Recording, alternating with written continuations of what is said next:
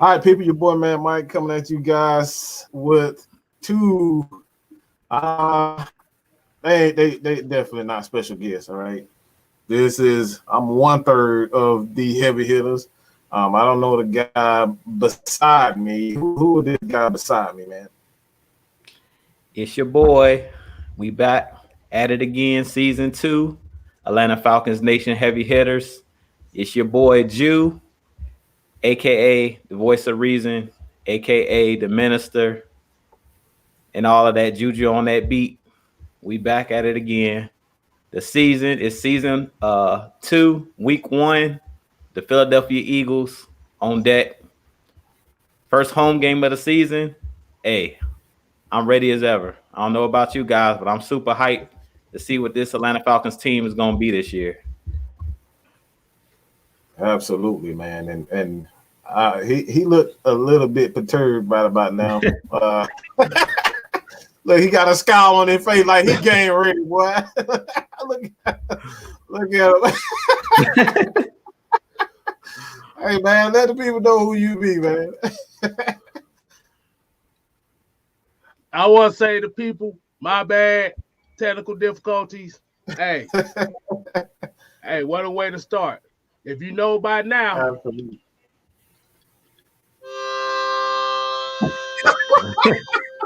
I swear I forgot about it. Oh, man. It's your boy KStylzz, a.k.a. the 6th man, a.k.a. the fat man. Joshua, but McClure, I like that. He said 6th man Jamal Crawford. I take that. Appreciate you. Hey, yes, what's going on, people? Do I need to play that note again just to be on the safe side? Yeah, hey, yeah. Absolutely. I got a new one for this season. Oh, really?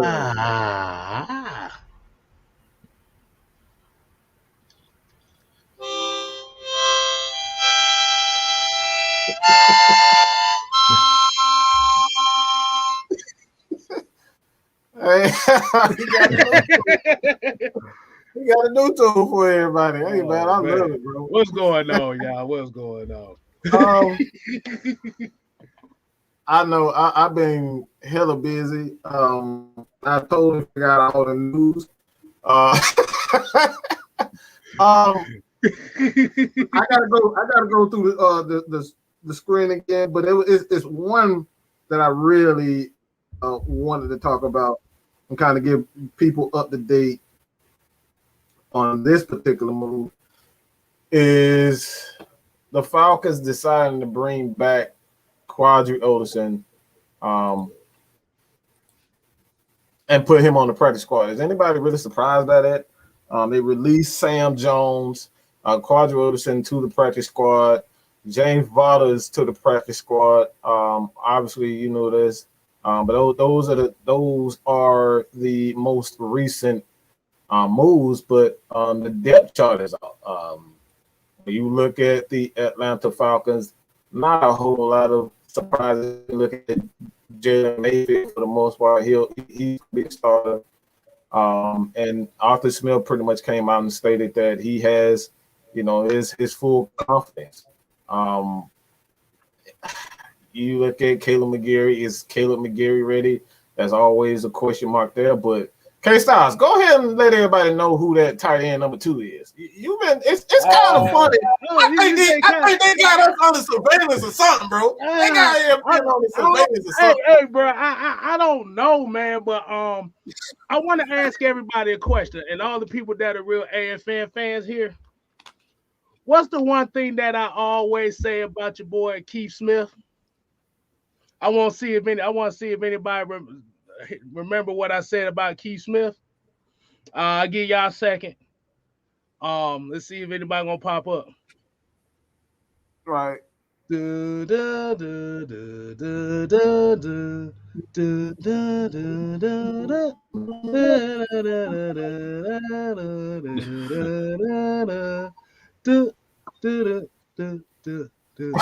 said he saw.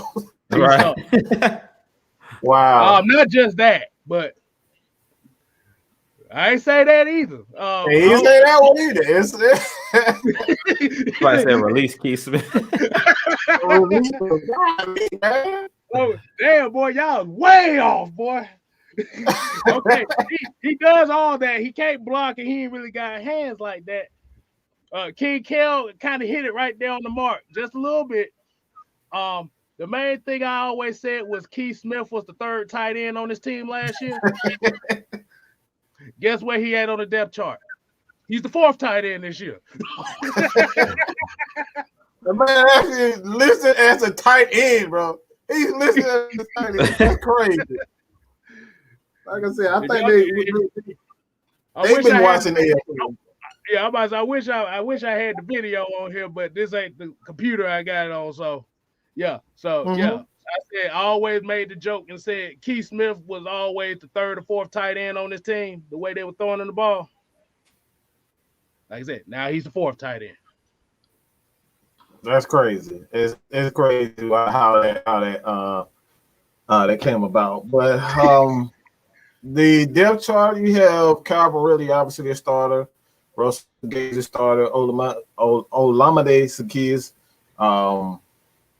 This is I don't know if this is maybe not, but the left guard, the backup left guard is Gossett. Obviously you got Lee Smith. That's actually the Falcons. The depth chart is this is weird. But I guess it isn't in a way, but they listed as two tight end set. Like that's the base formation for those guys. The two tight end set is the base formation, which is really strange. It kind of goes into what we've been saying, why we got so many damn tight ends on the team. And we know why, because that's the base formation. So my bad. Aurelius here with Family Feud. Mike, come on down. Come on down. My bad. We can go on the defensive side of the ball. Obviously, Grady Jarrett, Tyler Davidson, Jonathan Bullard, Jacob Tutuimere, the outside linebacker with Dante Fowler Jr., Adekumpo Ogundeji, who he's backing up, Dante Fowler, Etheridge, Michael Walker, Brandon Copley, and another odd one is Jacob Tuimarina as the backup to Brandon Copley. So it's like it's weird the way they got it set up, but surprised by the depth chart, to be honest. Like reading off, I'm not really surprised by anything. Go ahead, Drew. Nah, I'm not surprised. I mean, it was no surprise to me. From what I've seen, I mean, you guys know if you'll go back and watch any of the shows that we did previous, pretty much everybody on the O-line, was pretty much what I stated. The wide receivers, we pretty much knew what the deal was. And we knew what the deal was at tight end. Like, we knew that this was going to be a lot of 12 personnel, 2 tight ends. That's the reason why we took Kyle Pitts and Hayden Hurst, those guys to play together. And they've been saying that. Both of them guys have been saying that when they talked to Hayden Hurst during training camp, he's like, it's not really a number one tight end because both of these guys are going to be on the field together. So you basically can say both of these guys are starters. Mm-hmm. So wasn't really too many surprises on the defensive side of things. There was a couple surprises, but not too many. Just the base package, I think, will be the 3-4, 4-3 multiple. But I do like what they did with the defensive line because you guys know I'm big on stopping the run. And I like Jonathan Bullard because he has size to set the edge as a defensive end. Because really, in most defenses, he's a 3-tech or a guy that you can kind of scheme for him to play like the nose. But in this defense, like when we're in that 3-4 base, you'll see him out on the edge, setting the edge. And he did a good job in the preseason. Like he was very disruptive. Is stopping the run and causing pressure, like pushing the pocket. Another guy is Marlon Davidson that we need to look out for. Marlon Davidson didn't show up in the starting lineup, but I think as the year goes on, if he continues to impress like he has in training camp and he can stay healthy, I think he can push Jonathan Bullard for that defensive end position, that starting role in the base defensive set, because he's another guy that can push the pocket. he was an absolute beast during the preseason. They couldn't block him. I know he was playing against a lot of number 2 and number 3 guys, but he dominated those guys, and that's what you're supposed to do.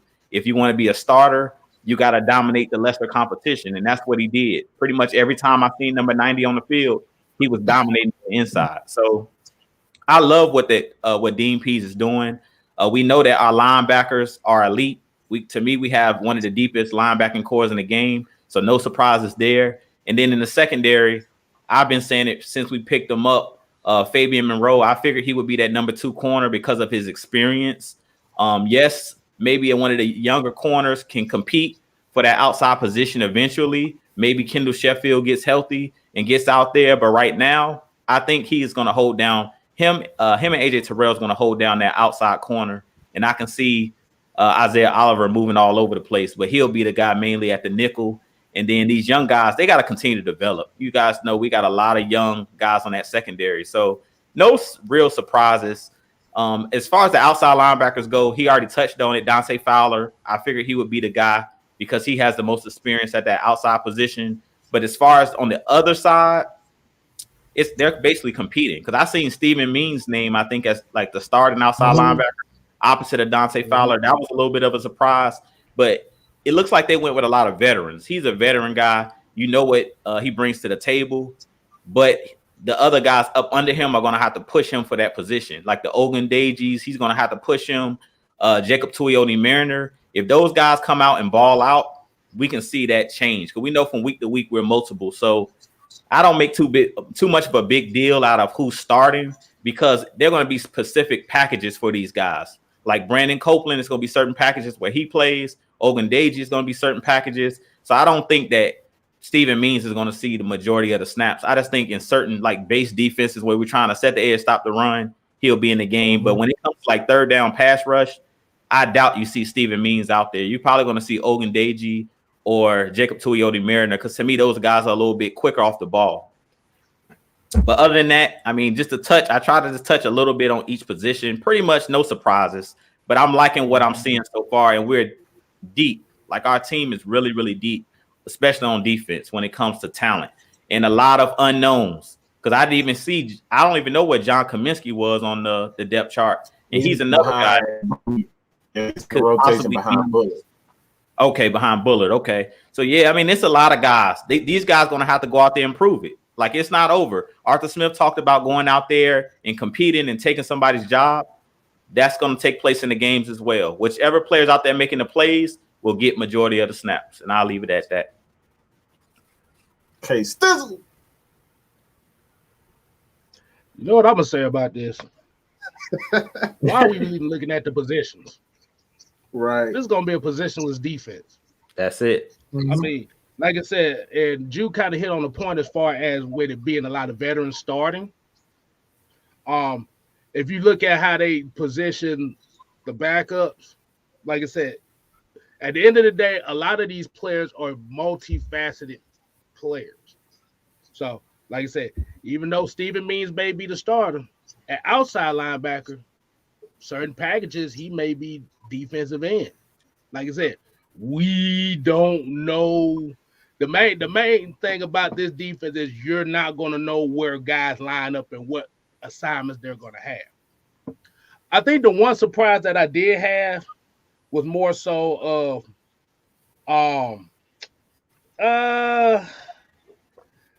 I say TJ Green as like the third, fourth corner. I think that was kind of surprising to me. But like I said, he's listed as a defensive back, so he's a corner / safety. Isaiah Oliver, corner / safety. Richie Grant, slot corner / safety. But the interesting thing I say about this is I don't see a Kendall Sheffield name on here. Do you see a Kendall when you Sheffield go on the name? Falcons? Yeah, when I see it on the Falcons, he listed as the third. I'm on the Falcons. Okay, yeah. I'm looking at it. He's like the fifth or sixth corner. So yeah, so he's buried. Yeah, he's definitely buried. He's literally assed out. Let's be real. He's assed out over here. And then as far as offense, like I said, Keith Smith, we know tight end, but you gotta look at it like this: they're the backup tight ends, but they're also fullbacks. Lee Smith, fullback. So it's multifaceted positions everywhere here. It is just going to be based on the matchups that they play or whoever team they play. Like I said, and it's going to be kind of different to see Grady Jarrett as a 3-4 end. It's going to be kind of different. But it might help him a lot because it might allow him to get to those guards, go through those guards like he's normally used to. Yes and no. Yes and no. That's why I said with Dan Quinn's defense, it was already it was really a hybrid 3-4 anyway. So it's like now it's just he's gonna have like more freedom to move about the defense. I think that's what's like we should look more so this for Grady Jarrett. Where are those mismatches for him? He's going to be that guy that creates that mismatch inside they're going to allow those one-on-ones because Jacob to Mariner, like he's a guy that can win one-on-ones. Dante Fowler obviously is a guy that can win one-on-ones. So it's like that's where, and Bullet, I think Bullet is going to be a really interesting guy. I think he's going to be a vital part because the way I saw he and Marlon Davidson together and those pressure packages, man, I was impressed. Like I knew Bullet had that skill set, but the way he was getting after it, Taekwon Graham is another guy. He's listed as the backup behind Tyler Davidson, but it's like he's a guy that can penetrate. He's actually a lot bigger than I thought he was. He's close to 300 pounds himself. What sees the nose is like the interesting thing about him is he's one of those guys. He's not as big, like at Tyler Davidson. And I did a video about this a while back, maybe a year ago, when I was talking about having the days of having these 340-pound defensive tackles in the middle of the defense is no longer necessary. They're being replaced by guys who can sit. They're not easily movable, and they can hold a point.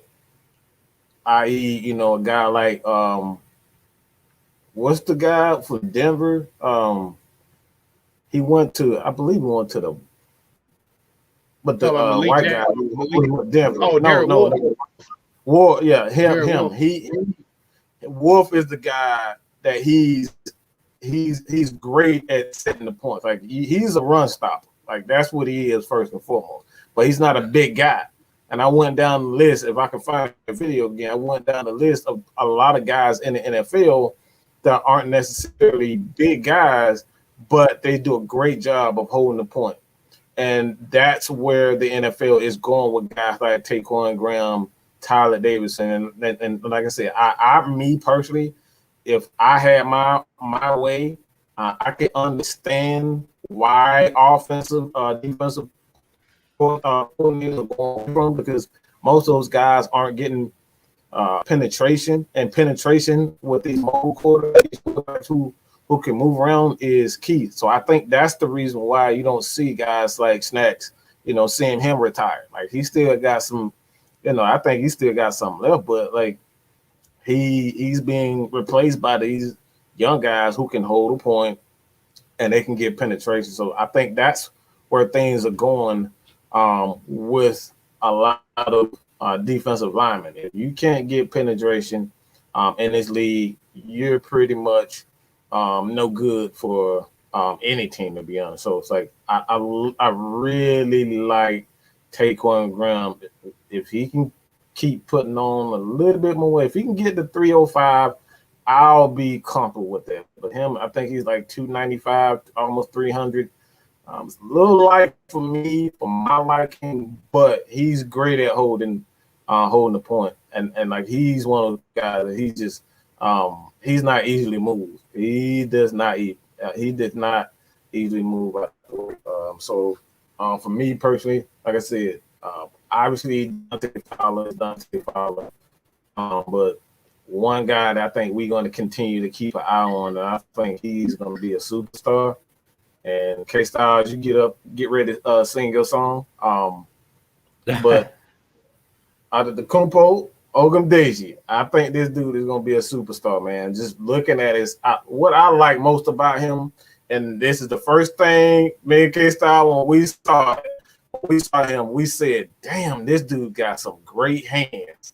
That's what I love most about him. His hands are amazing. So, like, that's why I think he's going to be a hell of a player, because you can't get your hand. His arms are long as crap, and he has great, like, you can't touch him. It's like Aaron Donald. He's like, they like Bruce Lee on the football field. You can't touch these dudes, man. And that's the same thing with Grady Jarrett. You can't touch Grady. His hand, you see, he almost ripped Chuck Smith's arms out of his socket, bro. Like, you can't touch these dudes.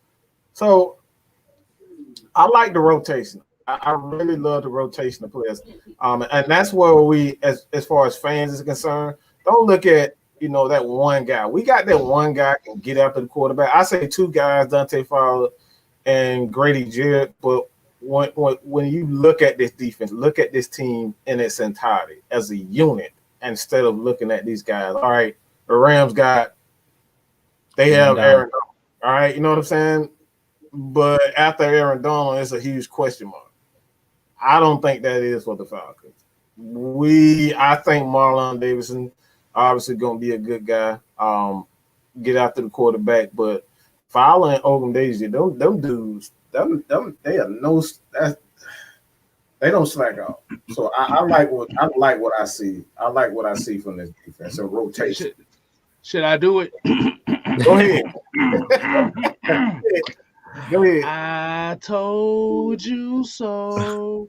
I told you so.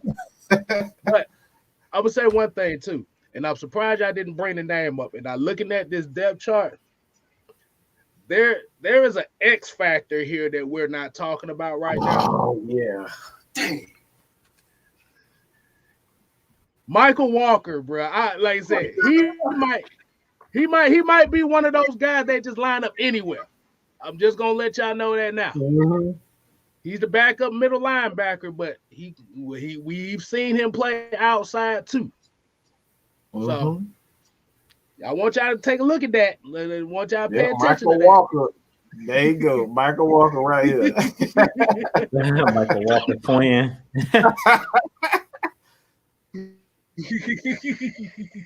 Exactly. Oh shit! I'm all out of focus.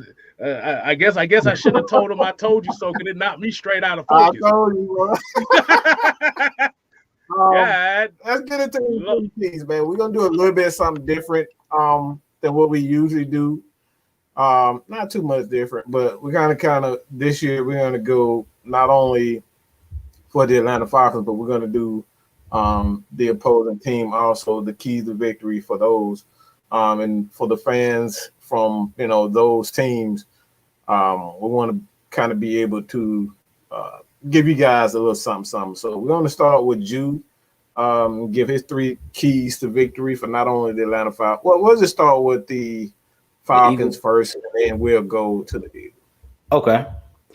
So y'all know I love 3 keys to victory. I always end up with about 5 or 6 keys to victory, but I'm gonna try to limit it to 3. So for Atlanta, our keys to victory in this game. First off, KStylzz is gonna know what you putting on the t-shirt. I'm gonna say it in my KStylzz voice. Run. Okay. Finish it. Say it, KStylzz. Run the damn ball. That was in my keys to victory every time last year. Go back to Heavy Hitters season 1. Run the ball. Run the ball. If you run the ball 20 to 25 times, you shorten the game. You keep the opposing offense on the sideline, and they're not coming back. Last year, we had a couple games where we had leads. Last year against Dallas, we had leads in all of the games early. Last year against Chicago, if you run the ball, even if your defense is terrible, if you run the ball, you shorten the game. The clock is what matters once you got the lead. And that's been Atlanta's problem since the Super Bowl. Run the ball. If you run the ball, you kill the clock. I don't care how good Tom Brady or any quarterback is. They can't do nothing once that clock hits 0-0. So keep them on the sideline. So in this game, run that ball 20 to 25 times. Keys to victory number 2 in this game. Motion. On offense, we know that the Eagles have a great defensive line. So it's going to be very important for misdirection. If you go back to that play where Kyle Pitts had that 27-yard gain in the flats, I believe it was Russell Gage coming across like on a jet sweep, and Kyle Pitts ran the other way. He went behind the line and ran opposite of the way that the line was moving. So guys' eyes were going everywhere. They didn't know who had the ball, what was happening. So misdirection is very important in this game. When you have a good defensive line that you're facing, you have to have misdirection. Last year, we know that Dirk Cutter was very cookie cutter with his offense. It wasn't enough motion. If you look at the teams in the modern NFL, the Sean McVays, the Kyle Shanahan's, and the West Coast offense, even if you go back and look at the Tennessee offense, that motion is key because it keeps you don't know where to key in at. Your eyes is going everywhere. And the Philadelphia Eagles have a young secondary, young linebackers. So they're very aggressive, but they don't know where the ball is. So they're going to have to freeze. And when you freeze that one moment or take that one false step, you're beat already. You can't recover. So it's going to be very important in this game that if they're trying to tee off on Matt Ryan or they're rushing upfield, because we know they have a really good defensive line, the way that you slow down that pass rush is running the ball in misdirection because they're not going to know what player has the ball. And Matt Ryan is really good in play action of hiding the football. So they don't know if he didn't kept it, if he handed it to the running back, if he handed it to the guy that's coming on the jet sweep. We want to keep those guys' heads spinning. We want their eyes going all over the field, not being able to key in on who has the football. And then my third key to victory in this game, and this is going to be a really, really simple one, is complementary football. If we play complementary football in this game, we win the game. I say it every year.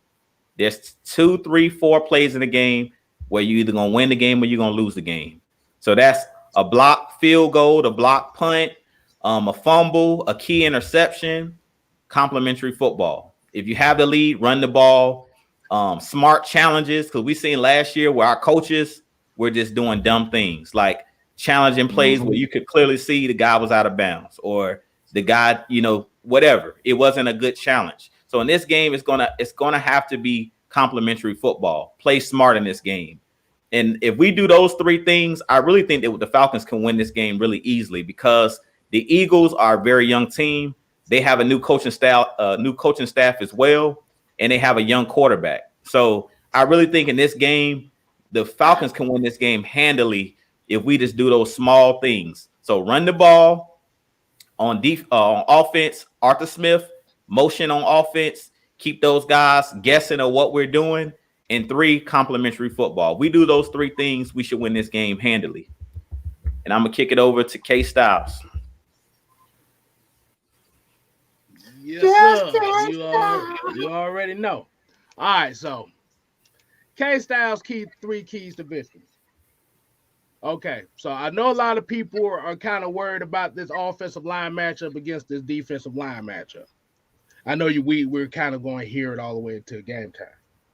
There's one way to neutralize that, and that's to get the ball out of Matt Ryan's hand with the quick passing game. That's what you must do. Like I said, 2-step drops, little hooks, digs, whatever, screen passes, whatever. Get the running backs involved in the passing game. That's part of the quick passing game. Like you said, that's the only way you're going to build the confidence of this offensive line, like I said, with Jalen Mayfield starting, with Matt Hennessy starting.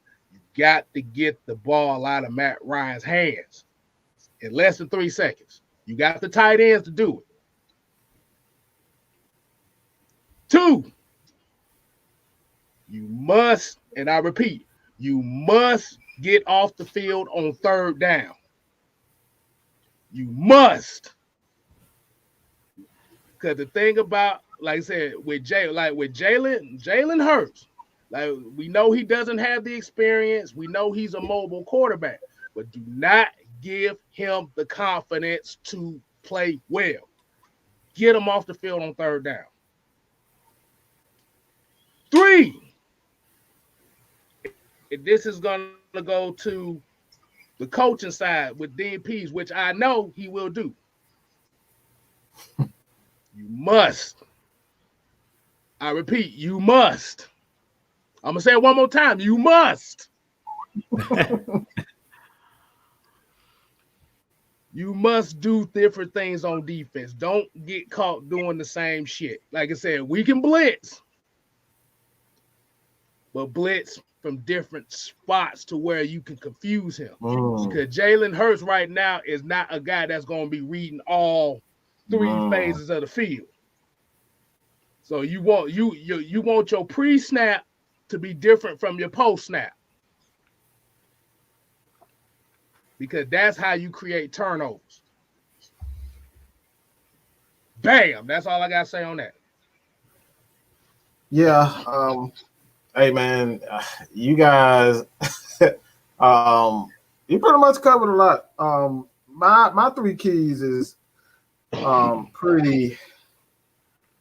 Mine is obviously based on a lot of chemistry. So, like, chemistry for me, it starts with the offensive line and establishing the run. All right, like you said, you got to establish the run.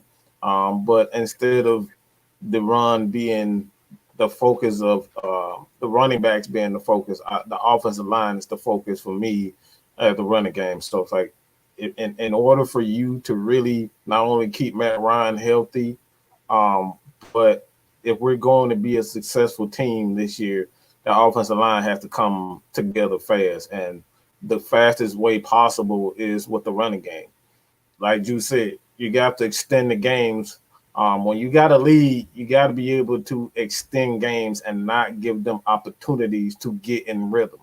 Whether it's a young quarterback or a veteran quarterback, these quarterbacks are being taught by, some real intelligent, smart offensive coordinators who've been in the league for quite some time, and they have a history of doing well. So it's like, in order for the Falcons to be successful, they got to establish the run game with their offensive line. Number 2 for me is, I think this goes into chemistry also. Well, it does go into chemistry, but you got to cut down on the early penalties. That's first and foremost. We cannot get into a penalty game early in, because we got to establish the fans.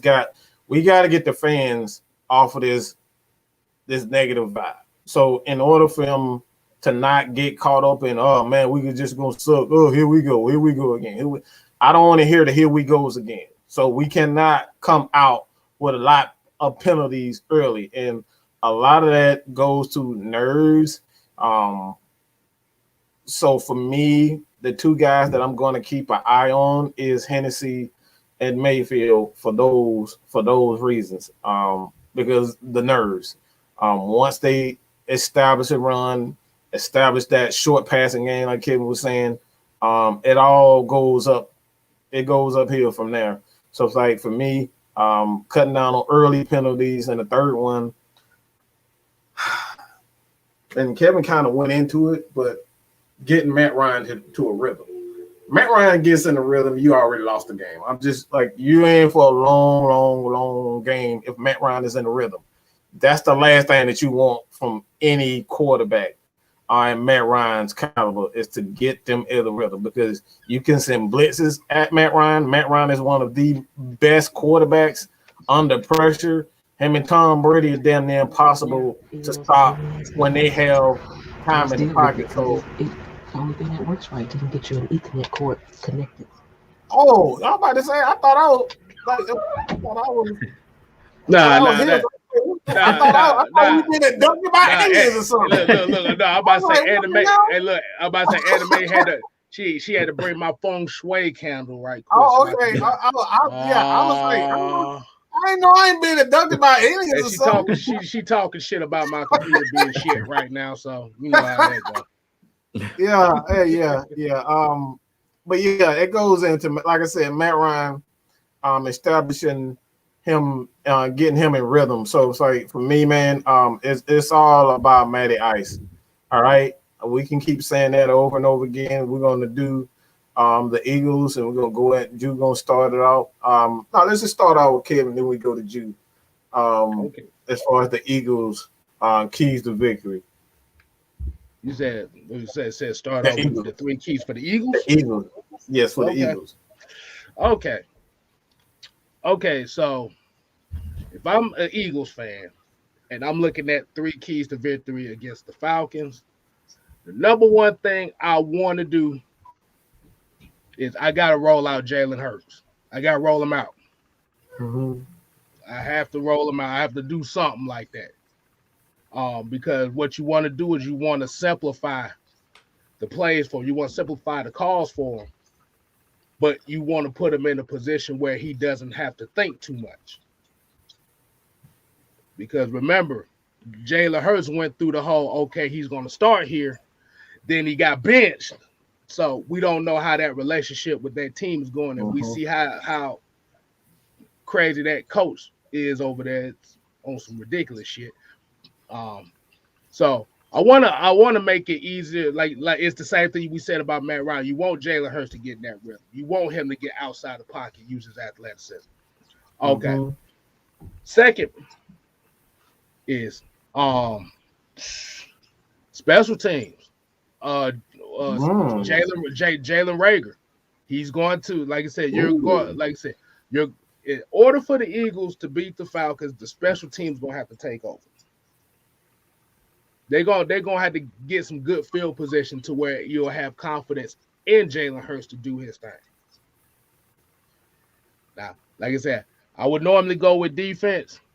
Like I said, everybody knows the defensive line. I'm not even gonna go with defense like this. My third key for the Eagles will be Goddard and Ertz are going to have to be your main primary focus. Because those are your big bodies. And you want to get your big bodies involved as much as possible. Because they got a lot of small receivers. And that bumper run coverage against them guys might not be a good idea. They might not be successful at it like that. So you want to attack the middle of the field.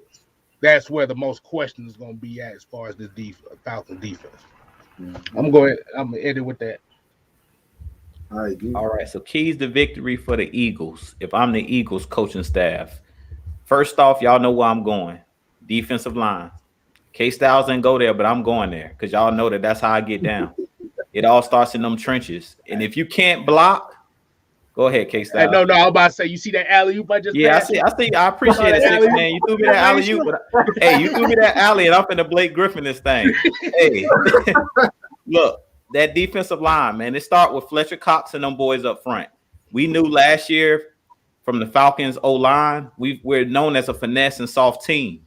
So I want to see if Arthur Smith and his coaching staff has toughened up this Atlanta Falcons team, because a lot of teams are walking into our building saying this is the same soft 4-12 team from last year.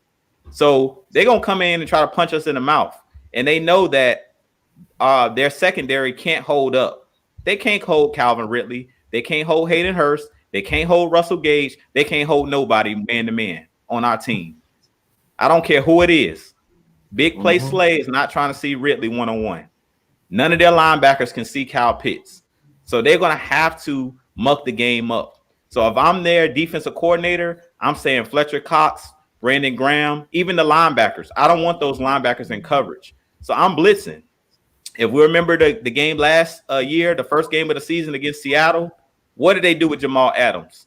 Blitzed him pretty much the whole game. You didn't see him in coverage. And when you did see him in coverage, he was getting burned by whoever he was trying to cover. So in this game, it's the same thing with the Eagles. First key to victory is pressure Matt Ryan, stop that running game, and make Matt Ryan have to pass the ball. Try to get a turnover, strip sack fumble, try to punk these rookies that we have up front. Hennessy's a first-time starter. Try to punk him. Try to punk Jalen Mayfield, because they've watched tape of our preseason. They've seen these guys getting bullied. So they're coming in to try to bully us up front. So if I'm the Eagles defensive coordinator and the head coach, I'm saying the Falcons are soft. Let's go in there and get after them. Key to victory number 2. If I'm Jalen Hurts, it's the improvising. It's the play after the play. All for them. Because we know that Dean Pease is going to blitz. They know that Dean Pease likes to blitz. The thing about it is that can be dangerous on our side as the Falcons when you have a mobile quarterback, because sometimes you can run yourself out of a play. Meaning if you blitz and he realizes what side you're blitzing from, sometimes you can leave a gap where he can take off up the field and there's nobody left, especially if we're in man coverage and you're blitzing, because the cornerbacks, their backs are turned. They're running down the field with the receivers. So if you blitz and you don't guess right and Jalen Hurts realizes, where the pressure is coming from, he can run right through that open gap and get a good 20 to 30 yards because everybody's back is turned to him. They're not, they're running with the receiver. So in this game, we know that our Falcons have struggled the last couple years against mobile quarterbacks. That's another thing. So if I'm the Eagles offensive coordinator, I'm telling Jalen Hurts, if the play break down or if they blitz you and you see a gap or a crease where you can run through it, first play read, because they're not going to expect Jalen Hurts, as KStylzz was saying, to read, first read, second read, third read. He's not that type of quarterback yet. He's not able to go through his progressions like Matt Ryan, sit back in the pocket. So they're not going to rely on him to sit back in the pocket and try to read where we're coming from, because they know that Dean Pease, his scheme is too sophisticated for him to figure that out. So they're going to say, first read, it's going to be a lot of RPO game, just like they had with Nick Foles. He's the linebacker, you pull that ball, you throw it across the middle to Zach Ertz up the middle, or Goddard up the middle, or to one of the running backs out of the backfield. And that's going to be their game plan. It's going to be a very simple offense. They're actually going to try to do what we're doing as the Falcons. They're going to try to shorten this game because they don't want to get into a shootout with us. They can't outscore us. So in this game, they're going to try to muck this game up and make it an ugly football game. The third key to victory, if you're the Eagles, KStylzz hit it right on the head. Special teams or turnovers. They need to win the turnover battle. So whether they get an interception, a defensive touchdown, a return punt for, a huge return punt or huge kickoff return, they need to score in a different way because their offense isn't high powered. So they can't score with us. So they have to shorten the field. That's a must for the Eagles. And that's pretty much the 3 keys that I have for the Eagles. If they're going to win this game, they have to win the turnover battle. If they lose this turnover, get good field position, it's no way I can see them beating the Falcons because we're too high powered on offense. And Matt Ryan's a veteran in this game. We know that he's a MVP. He has all of the accolades. And we know that Jalen Hurts is still wet behind the ears, breath smelling like Similac still. So in this game, I'm not too worried about him. And I'm not worried about their offense. Their offense is going to be very vanilla. So don't be surprised. They're a defensive-led team. And I'll leave it at that. I'm kind of go in real quick. You guys are pretty much dead on it. The first 2 for me, obviously you got to get Jalen Hurts into a rhythm. Like what? That's. I'm not the biggest fan of him. I actually thought it was a complete reach to even draft him in second. He shouldn't have been a first 3-round quarterback. I'm just gonna be real. He shouldn't have been that. He just does not have the arm talent for one, the arm talent. I think he's a bright guy. I think he has tremendous athleticism. But this is the NFL. Everybody is athletes in here, from the offensive lineman to the defensive lineman to even the kicker. We can see kickers out here catching, guys like Cordero Patterson in the open field. So these guys are athletes. I mean, do we got to bring up Younghoe Koo? We see what him do with his crazy kicks and his like I said, he's an athlete. He gets on tackling guys also. So like these guys, everybody's an athlete. So it's like in order to get him the confidence that he needs in the NFL is to get him in the rhythm. And he cannot turn the ball over. You got to take care of that ball. So if you want to help him gain confidence, you got to make him comfortable. And making him comfortable is not having him throw the ball 30 times. If he throw the ball over 30 times in this game, the Falcons are going to – look, that man going to be hurt because this team is fast. And the first time I've said this in quite some time, they're fast and they're physical. You don't want no parts of Fourier and Deion Jones when they are free to roam and do what they do best. Like they're going to be able to create havoc. Like this is what Magnus said. We need to create chaos. These guys are going to be rushing the passer. They're going to be in coverage. They're going to be punching the ball out like Fourier does. Like they got free reigns to be them, and you got free reigns to be a runner as a defensive linebacker, especially with Deion. Like I said, I feel sorry for Jalen Hurts if he's trying to run away from Deion. You ain't run away from Deion, and Fourier is no slouch himself. So you got not only Deion, you got Grady Jarrett chasing you. Look, like I said, y'all gonna have to slow this game down, run the ball, play keep away with those quick passes, and don't get them into a rhythm. Don't let Atlanta Falcons get into a rhythm. It's like I said, it's gonna be difficult for the Eagles to win this game if they get in the passing. If they get in the passing, they're not gonna beat the Falcons. The second one, this is real easy. Fletcher Cox got to come out. He got to come out and set the tempo.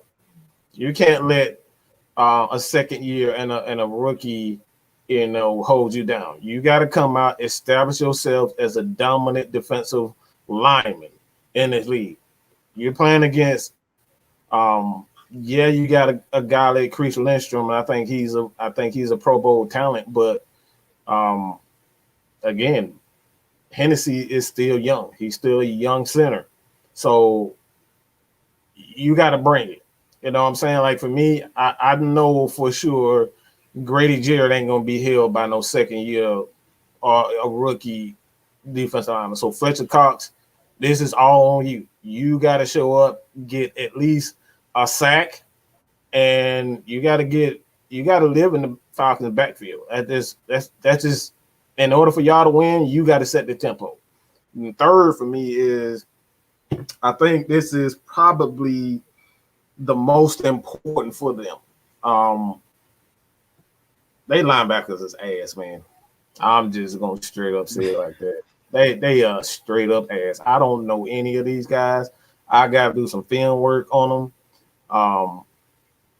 But I know Dorian Etheridge, but these dudes, just look at these names. Like let's be real. Do you know Jannard Avery? Do you know Eric Wilson? I may have heard of Eric Wilson. I'm not exactly sure. I may have heard of Eric Wilson.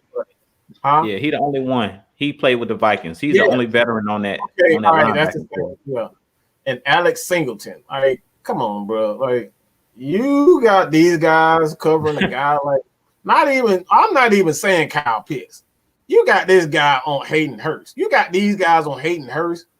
Man, look, they linebackers better. They better eat some Wheaties. They better put on some magic cloak. They put some, sprinkle some magic dust on them or something because they're gonna get ate up all day long if they can't cover Hayden Hurst. And I'm not even gonna bring up Kyle Pitts because if you can't cover Hayden Hurst, you damn sure ain't gonna cover Kyle Pitts. So they linebackers got to bring it. And those are my three keys, man. And you got anything else to kind of add to that? We'll just go on to the latest news on this guy. I got one more thing I want to add, Mike. And this is just a guy to look out for the Falcons. And he's not a well-known name because he's a rookie. Kenneth Gainwell, the running back for the Eagles. Mm-hmm. He's a guy that KStylzz would love because he's a guy that can catch the ball out of the backfield. And he's one of those guys that a lot of people don't know about. But coming out of college, he was a really good running back. And I thought that the Falcons should really take a look at him in the draft. So don't be surprised if you see a guy named Kenneth Gainwell doing some things out there on the field. And if they want to have any chance at winning this game, him and Miles Sanders are going to have to be the reason those guys running the ball and catching the ball out of the backfield. Good luck with that because we have, to me, the best linebacking core in the league. I don't think you're catching too many passes against Deion Jones in the flats and doing something with it or Fourier because we got some great athletes, and Michael Walker and these guys, we have great athletes. So I think this is just a mismatch for the Eagles in general. I don't see them getting it done. But Kenneth Gainwell is a guy that a lot of people might not know as a household name, but he's a guy that can really play. Oh, yeah. I want to add one more thing, too. And I'm surprised I didn't say this earlier, but the number one thing the Falcons need to do, 7 points. Not 3. 7 points. For, hold on, I ain't said this in a while. For 60 minutes, we can't be kicking field goals. That's the main thing. We cannot be kicking field goals out here. If we kicking field goals, like I said, especially against a team like Philadelphia, even though, like I said, we're expecting to beat the shit out of them. If we kicking field goals against Philadelphia, see, now you're bringing them closer into the game. Now they going to have the confidence to say, I'm going to make the play. So Falcons must score touchdowns. They cannot. I don't want to hear Young Wei Koo's name 7 times this game. I need to hear him about twice. Right. That's good. Right. Oh, man. Yeah, I totally agree, man. I totally agree. You can't be kicking field goals. You got to get touchdowns. You cannot get field goals. Like I said, I love Young Wei Koo, but I do not want to see his face too much. Like, I really don't. Exactly. We're gonna go to the next topic and then go into Q&A after that. But woo, I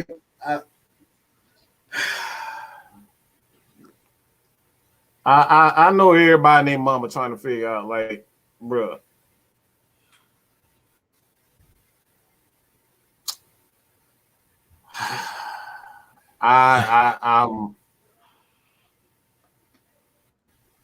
I've been telling people the last thing that you want to do is piss off a billionaire. You don't want to do it. You do not want to make billionaires angry because they are very vindictive and they don't like losing. Billionaires do not like losing. They don't like losing. They take it personally when they are embarrassed and they lose. You do not want to do that, and this is just the beginning of exactly that. And quite frankly, this is what you created this mess for yourself. Like you could have went out like a respectable person and just said, all right, I didn't have to do the things that I did in order to ultimately get what I wanted, and that was a trade. For me personally, I've always stated that if you don't want to be here, don't sign the contract. It's really that simple. If you don't sign the contract and don't give someone your word. If you know you're not happy, don't give your word. If you know you can't do a certain thing, don't give your word. And this is why I've stated all along that that's the biggest reason why that the Atlanta Falcons were quiet. One, they truly did love this guy, because if there's any other organization in the league, they wouldn't have put out. They would have. Look, you know, Jerry Jones loved a juicy story. He loves controversy. That dude loved to be in the middle. Look, he loved to be on ESPN and NBC. Like, he loved that type of stuff. So, like, he loved controversy. Any good news around the Cowboys, he loves it. All right, you can be stealing, you can be kidnapping babies and stuff. He wanted to be. This man want to be a part of it. So, I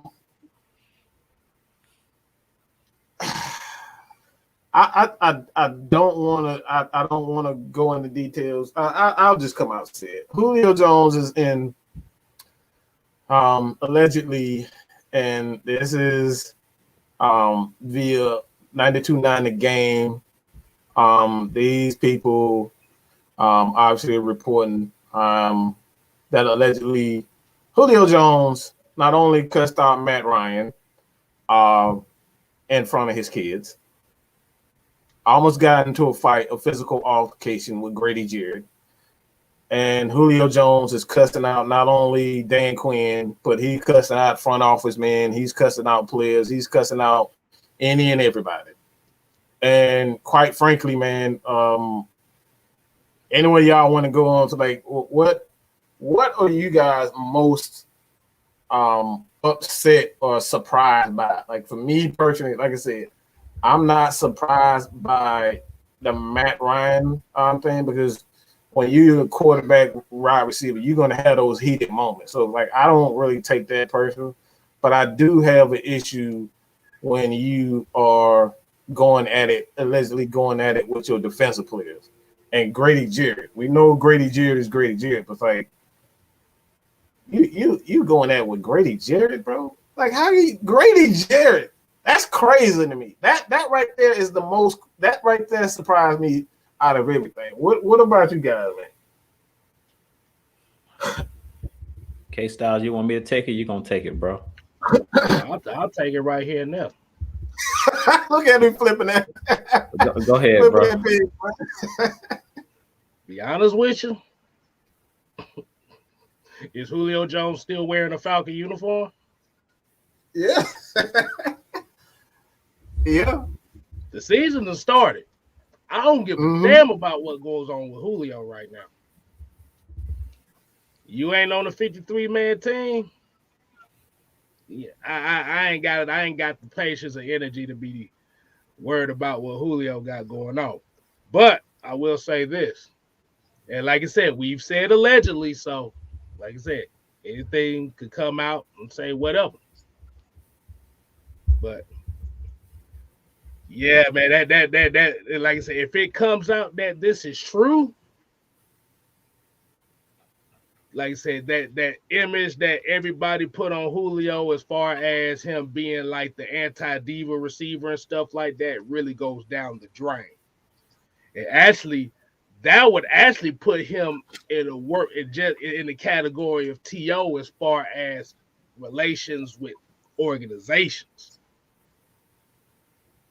That was put out by ESPN and all them folks like that say team obliterator type shit.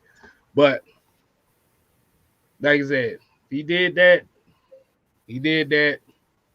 He's in Tennessee where he want to be. He restructured the contract. He wanted to be in Tennessee. I'm gonna just say it like this: do not be surprised if this comes out as true and he's. Wait a minute, I done froze up. Oh, never mind. Yeah. So if it comes out as true and he's going after executives and stuff like that and cussing executives out and Arthur Blank out like that,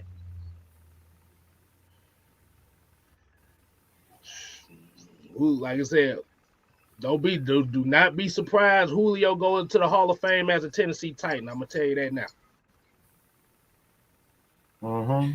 Yep. Like Mike said, the key word: billionaires do not like to be fucked with. Let's keep it real. They say you cross a guy that got money like that. Oh, they can make it very hard for your ass to get anywhere in life. I'm just gonna say it on that, man. Go ahead, Drew. I'm gonna say this when it comes to Julio, and y'all know what KStylzz said. I really don't, care at this point because he's no longer an Atlanta Falcon. But what I will say is, as a superstar player or as any player, this is what I always say: remain humble. Like, don't start reading your press clippings. You have to watch the company you keep. Like we always talk about the Migos, and we talk about. I always say that the media is toxic. Like, other than underground, even here in the YouTube, you have some YouTubers and content creators that's toxic and everything is negative and stuff like that. But just ESPN and the media, they're always trying to rip teams apart. Like, even with TO, I don't know if you guys watch. Shannon Sharp has his own YouTube channel, Club Shay Shay. He just interviewed TO, and TO talked about how the media basically blew everything that he did out of proportion. The problem with it is TO fed the fire, he basically threw gasoline on his own fires because he didn't remain humble and he did different things in front of the media, like doing sit-ups in his driveway and stuff like that with people outside his home. Shannon Sharp was telling them, like, man, you should have stayed in the house and called the police if they was out there in your front, your front yard. Like, T.O. kind of fed, into the fire of the media, basically threw gasoline on that fire. And that's the same thing I'll say about Julio Jones. From what I hear, they always talked about him being a humble dude. He wasn't a diva wide receiver, but now it's looking like behind closed doors, a lot of that stuff was not true, that he was turning into a diva. But I believe, if you guys remember, I don't want to blame T.O. because I love me some T.O., but T.O. is stubborn. And a couple years ago, Julio Jones was working out with T.O. in the offseason. And then he was hanging out with the Migos and hanging out with this one and that one that's pumping his head up and always telling them how good he is. Like, you're great. You're better than Matt Ryan. You deserve better. You're better than the Falcons. You deserve better than this.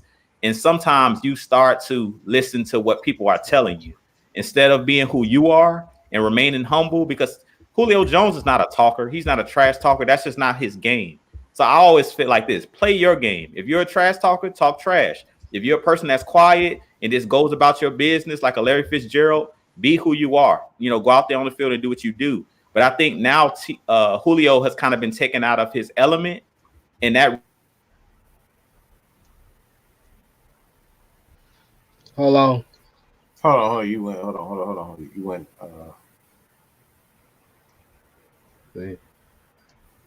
See, I about to say, see who. See, the Julio contractors. Julio trying to put the voodoo on you, bro. Hey, I'm about to say, Quavo Offset came in here and said, boy, y'all better not be talking about my baby like that. Yeah, man. But like I said, you just got to be careful. Like, when it comes, you have to remain humble. And I think Julio Jones kind of started feeling himself a little too much. And I also think that you have to have a coach that's going to keep you in check. Like, one thing I like about Arthur Smith, he came in setting the tone that my best players are going to be held accountable first. Like, he talked about Grady Jarrett is the guy, and Matt Ryan are the guys, and Calvin Ridley, that they're going to lead from the front. And I feel like Dan Quinn didn't do a good job of holding his superstars accountable. Like, you start to see Julio Jones slip and not have to practice, and, Dan Quinn started to baby these guys and things of that nature. You didn't see him holding guys accountable from the top. And everything trickles down from the top. So when you don't see Julio Jones being held responsible in practice and stuff like that, those younger guys that are looking up to Julio and want to be Julio, they're not going to do those extra reps. They're not going to, because they think that it comes easy. You know what I'm saying? They're going to think it's sweet, as the young people say. So I personally feel like with Julio Jones, he kind of started feeling himself. And I think it was the company that he was keeping. The guys around him, he was allowing people to speak for him instead of him coming out and just stating what it was. Like, I didn't like how it all went down on Undisputed. I didn't like that he didn't just come out as a man and say, hey, look, I don't feel like I can win here. If he would just came out, had a press conference and say, hey, look, I love the city of Atlanta. I appreciate everything you guys have done for me. I appreciate my time here. It's no beef with none of my teammates. I love Arthur Blank and the guys that are here, and I thank them for, the contract and everything that they did. We could have went about it a better way. But the way that he went about it, to me, screwed the whole team, because once the media knew that he wanted out, we were screwed. Our hands was tied. We couldn't get that first round pick or whatever we were going to ask for because he came out on national TV and said what he said. So at that, I'm just going to leave it, deaded at that. Like I said, I have no hard feelings for Julio Jones, but I think that he needs to watch the company that he keeps. And you're out there on the football field to be who you are. We all know that you're a superstar player, but now you've put a huge target on your back to go out there and prove that you're still a top wide receiver and that you're not injury prone. Because now everybody got a microscope on his back. He got a big target on his back. Everybody's looking to see, is Tennessee going to be worse with you? Are you going to actually be out there on the field? Are you going to make a difference? Because if Tennessee is worse, he's going to take a lot of the blame. I'm gonna leave it at that. And the reason why I know this is a subject that everybody want to move on away from it, but it's impossible. It's impossible to move away from it from these reasons. One, what you just said, like, you got to watch the company that you keep. You can't have certain people around you and start listening to the media, feeding into what the media is saying, feeding into what the players, like even the players around you. People are saying certain things. Man, you know what, man, Julio, you can get $100 million. I don't even know why you taking that little deal. When you start to listen and feed into what people are saying, instead of being grateful for what you do have, Julio was named. He was the highest paid receiver in the history. I think he was like the only player at that time to get that much guaranteed money at his age. You don't get that. And so, like, when you start to be ungrateful as a player and as an organization, you have to learn when this player, you got to see the warning signs, is essentially what I'm saying. You know what I'm saying? So I know everybody want to move away from Julio Jones, but this is a learning lesson, not only from a fan standpoint, because I'm talking to several, people as far as, our crew. We was talking about, we saw it and we made excuses for it. I was one of them. When you just said it, when he hanging out with T.O., that should have been a huge sign. Julio Jones not wanting to even thank his fans. Like that right there is the ultimate disrespect. You can't get any lower than that as not only a fan, but just like a person. When you're not grateful for the people that helped you and they cheer for you, they in your corner, that's disrespectful. That's the ultimate. So as fans, we gotta stop worshiping these players. Let's just be real. Let's stop worshiping these players, because these players have faults and they have their own issues. You know what I'm saying? And that's what we did as fans. Like I said, even me, I made several videos. Man, Julio, he's a perfect model. He's a role model. He never did nothing to nobody. Blah blah blah. I said that time and time again. We've all said that about Julio, and then here we go. These things coming out like, dang, Julio really did that? He didn't talk to the man that gave him $66 million so he can help change his whole family, his generation. Like that right there, being able to, go to the store and not have to like look at the shelf. It's like, nah, I can't afford that. He like, bro, that's a blessing in itself.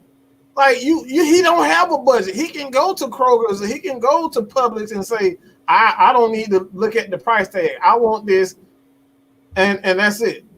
That's a blessing in itself. So like when you got those people around you that are like feeding that monster within, that's what the problem. So that's why I say, yeah, this is a sensitive subject. No, he's not on the Atlanta Falcons, but this is something as an organization, as fans, we got to see this stuff before it happens, so we don't get attached to certain things, and we can, some of our kids may become a Julio Jones and want to, go into the NFL. Like, look, you see what Julio did, you see what this guy did, you see what this guy. Don't do this. We got to be better teachers. So, like, that's the way I see it. As one more thing I wanted to say about this whole situation, Mike, before we move on, with this whole Julio Jones situation, when you were saying what you were saying. Not only is the company that I was saying, watch the company that you keep, but great franchises move on from players all the time. No one player is bigger than the team. We have to remember that. I don't care how big you are. We had Michael Vick here. He was bigger. Like the media made him out like he was the face of the NFL. First $100 million contract, but the highest paid quarterback in the league at the time. But there was a Matt Ryan that came along after him. That was just as great. So there's always somebody greater than you. That's something that my father taught me, that there's always somebody better.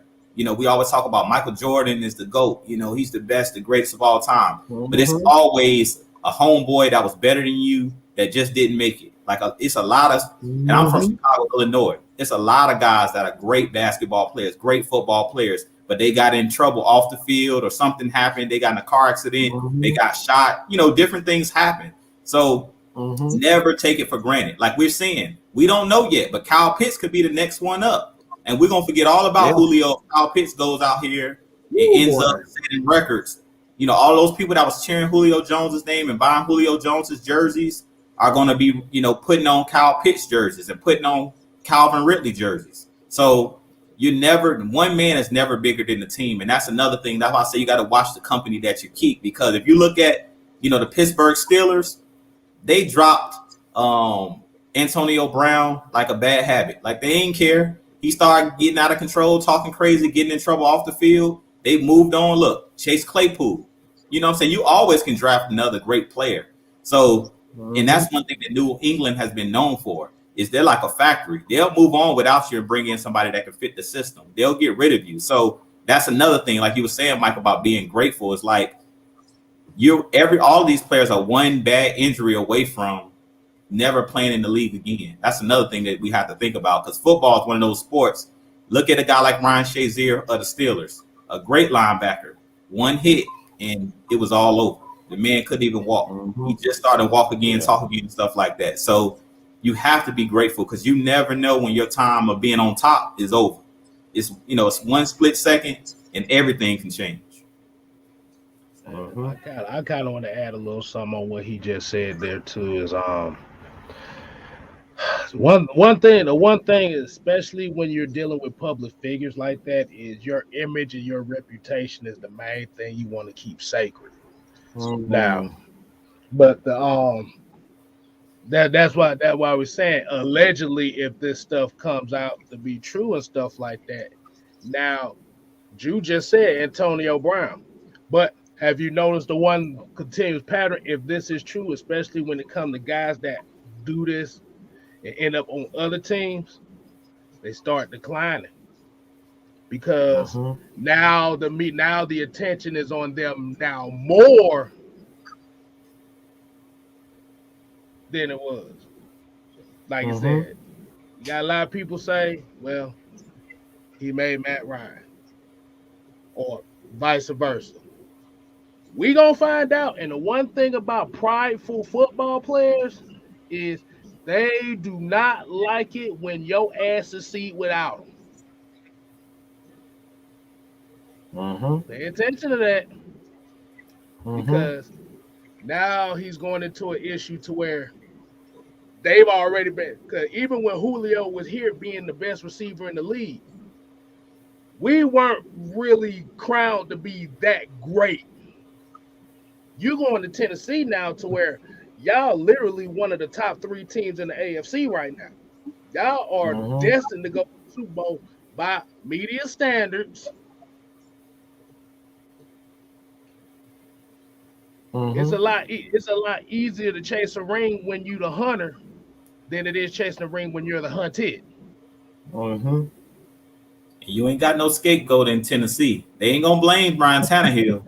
If you start speaking it up when you get injured, like I said, that target's on his back. If you start to get injured, like Matt Ryan's been taking a lot of the fault, you know, over the years. But now everybody know Ryan Tannehill ain't an elite quarterback. So as soon as they start losing, if Julio go down with an injury, his name gonna be all in them headlines of the reason why. Because Tennessee was good without him. So you start losing, you go there and they start losing, they gonna talk about you. You're gonna be the top headline. You're gonna be the talk of the town. Right. That's a whole nother beast. You have just become Matt Ryan. And you better be ready for it, because if you're not ready for it, he's already shown that he's not built to be, you know, a Larry Fitzgerald or Matt Ryan. He reading. You can see it in his attitude, the way it shifted, you know, from players. He came from, you know, Roddy's sidekick, a humble guy, not saying much in the media, and you know, now it's like he taking subliminal shots at his fans. Like I said, it's not even about the organization, because like I said, it's probably a lot of things that we don't know that they may have said that, you know, that hurt his feelings or something. And like, we don't know. But when you start to, again, be ungrateful for the people that sacrifice their hard-earned money to watch you, to buy your jersey, to put, like, every time they buy a jersey, every time I buy a Julio jersey, Kevin, you know, Jude, like this, that money goes into your pocket. So you crapping on the people that spent their hard-earned money to put money into your pocket. That's where I have a problem. So when it all comes down to it, man, you gotta just remain humble because you don't know your attitude shift, and when it shifts, that a lot of those eyes that weren't on you before, they start to get a lot You public enemy wider. number one. Tell them you public enemy number one. When LeBron Right. left, when KD went to the Warriors, everybody was had their picket signs out. They was ready to kill this man, burning this man jersey, calling him Saul, everything. So I hope he's ready for that energy. I hope he's ready for that. Yeah, that's why I said it's a lot different chasing that peak when you're the hunted instead of the hunter. Mm-hmm. That's all I say on that one, man. Because, like I said, that chapter is over. Like I said, we got the guys we got here now. Like you said, it's not gonna go away. But the thing about it is, we're not gonna put emotional ties and energies and be upset about Julio leaving. Because at the end of the day, this is football. Hey, that's what happens in football.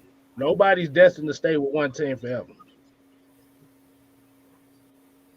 But the thing, like I said, and I'm gonna repeat this again: great players hate it when they get released from teams, and that team ends up doing better without them.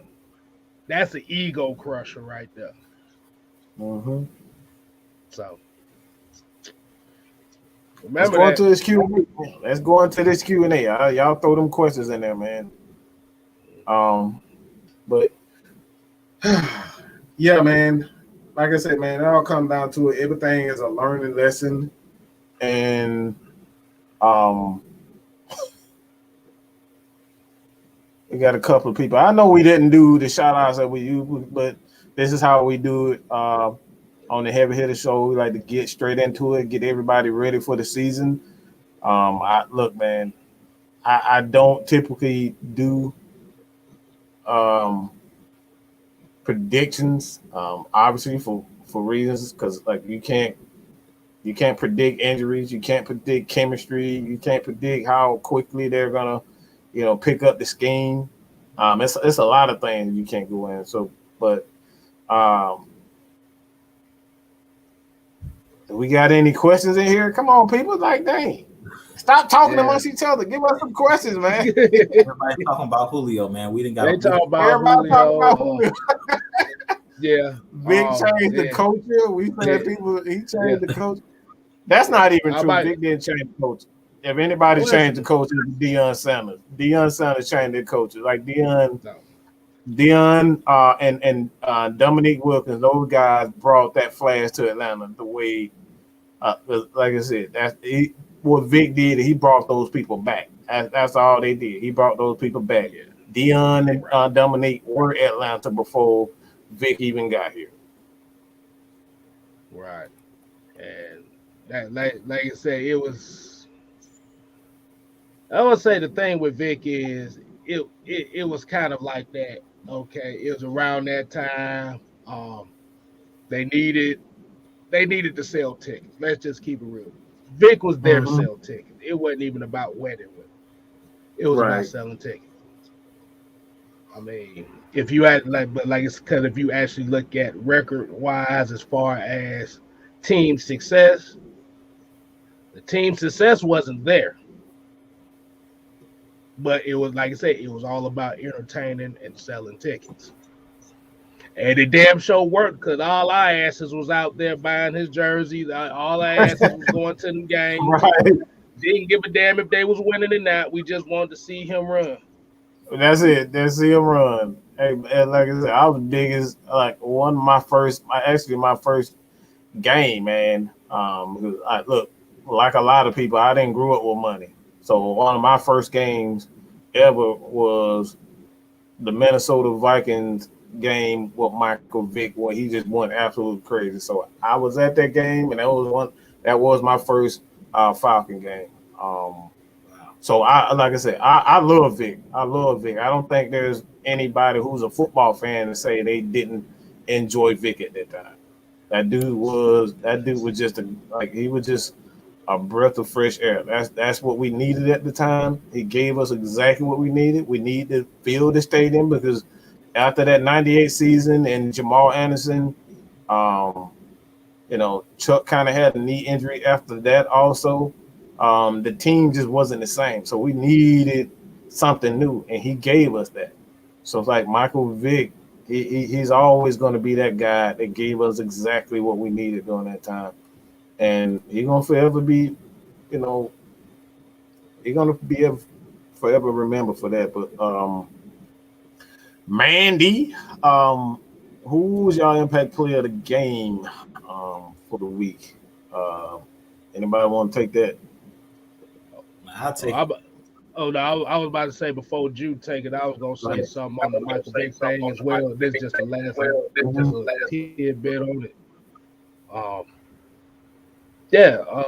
We have to remember, like I said, that this is the difference between us and a lot of the other people is because we show respect to every player that has played for this franchise who has made some type of name here. Michael Vick, like you said, the problem is with certain people is Michael Vick and nobody else. Mm-hmm. That's where the confusion, that's where all the confrontations come from, because you can't say this was the only player that was worth a damn in this whole franchise when you have multiple guys that actually made bigger impacts than he did. See, he just made an impact media-wise, field-wise, and team-wise. Like I said, you had other guys that Bartkowski don't get enough. Bartkowski was our real, true first great quarterback for our franchise, and he's just an afterthought. And guys like Jeff Van Note, Tommy Nobis, it's disrespectful not to even know who Tommy Nobis is. When you're a Falcons fan, I pull your card right off the bat. If you don't know who Tommy Nobis is, you ain't no Falcons fan. That's just straight up. And then you got the people that says he just got a ton of yards, but goddamn, at the end of the day, those yardage make those playmakers that everybody loves. Somebody got thrown the football. I mean, I ask a lot of people like this: do you want a quarterback that throws 7 times a game? You want a Georgia Tech triple option offense here in the Atlanta Falcons franchise? I don't think y'all want that. I'm just letting y'all know right now. Because if stats is that much of a problem, you might as well throw the whole stat book away and just say, well, all quarterback stats don't matter. But go ahead, Drew. I ain't mean to take up that time. You're all right. I'm going to answer mine D question. He says, who's the impact player this week? I'll say it's going to be the tight ends, both Kyle Pitts and Hayden Hurst, because the linebackers, I don't think the linebackers, I know the linebackers for the Eagles can't cover those two guys. So Matt Ryan's going to have a field day. And Matt Ryan loves throwing the ball over the middle of the field, especially off of play action.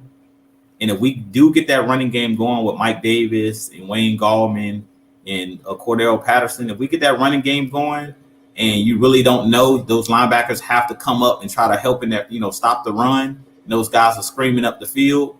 Matt Ryan's going to kill those guys on play action right behind them with Hayden Hurst and Kyle Pitts. So I can see both of those guys having huge games.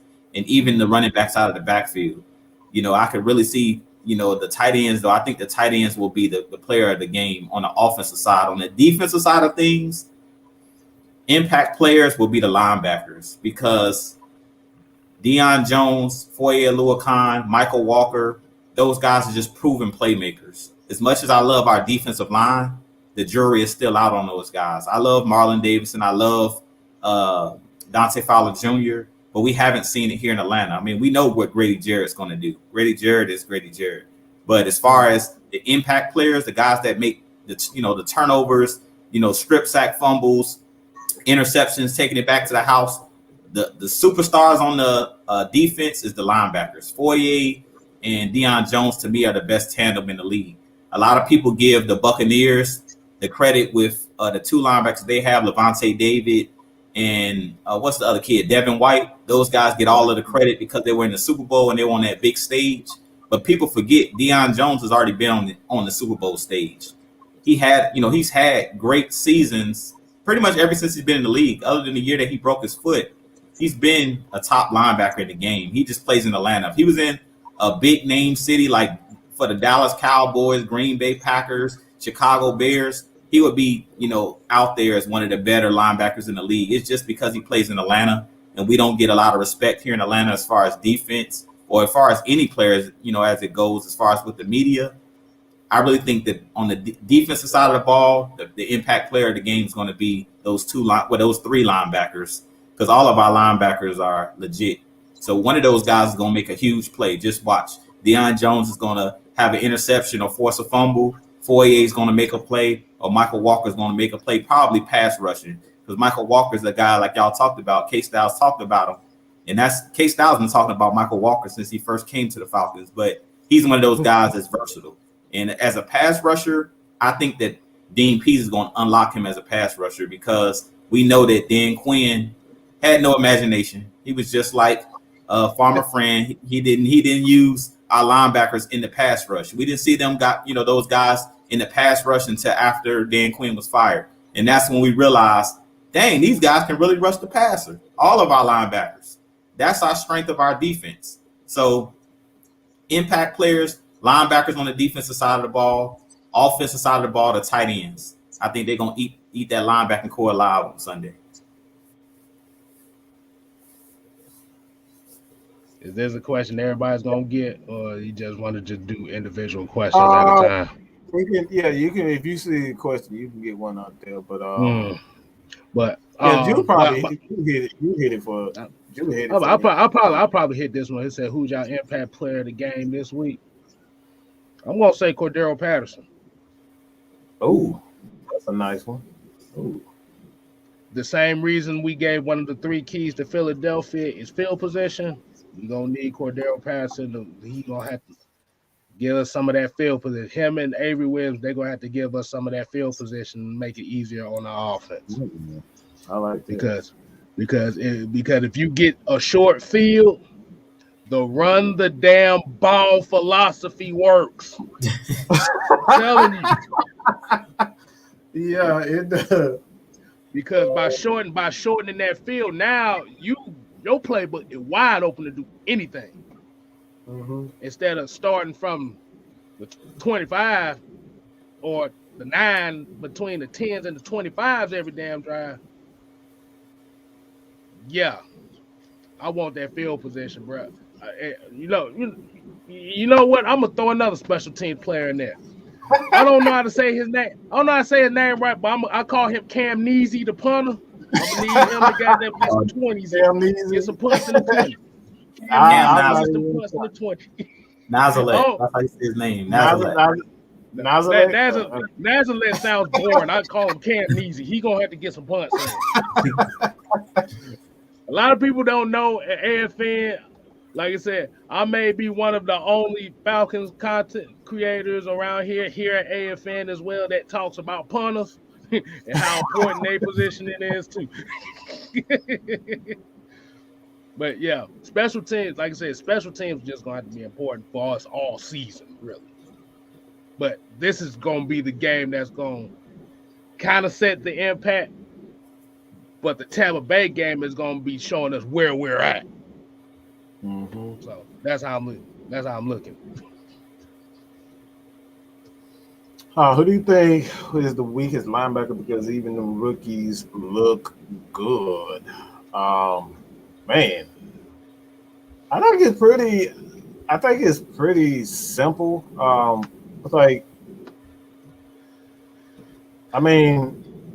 If you want to say anybody the weakest at this point is probably Copeland, because he's simply a blitzer. Even though he's a smart, intelligent linebacker, he can play inside and outside.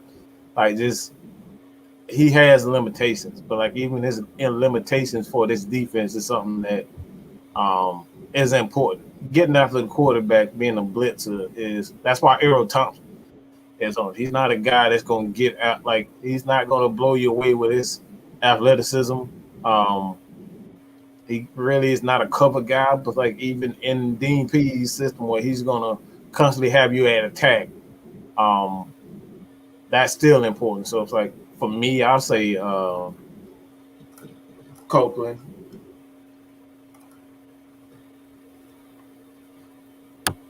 You said Brandon Copeland? Mm-hmm.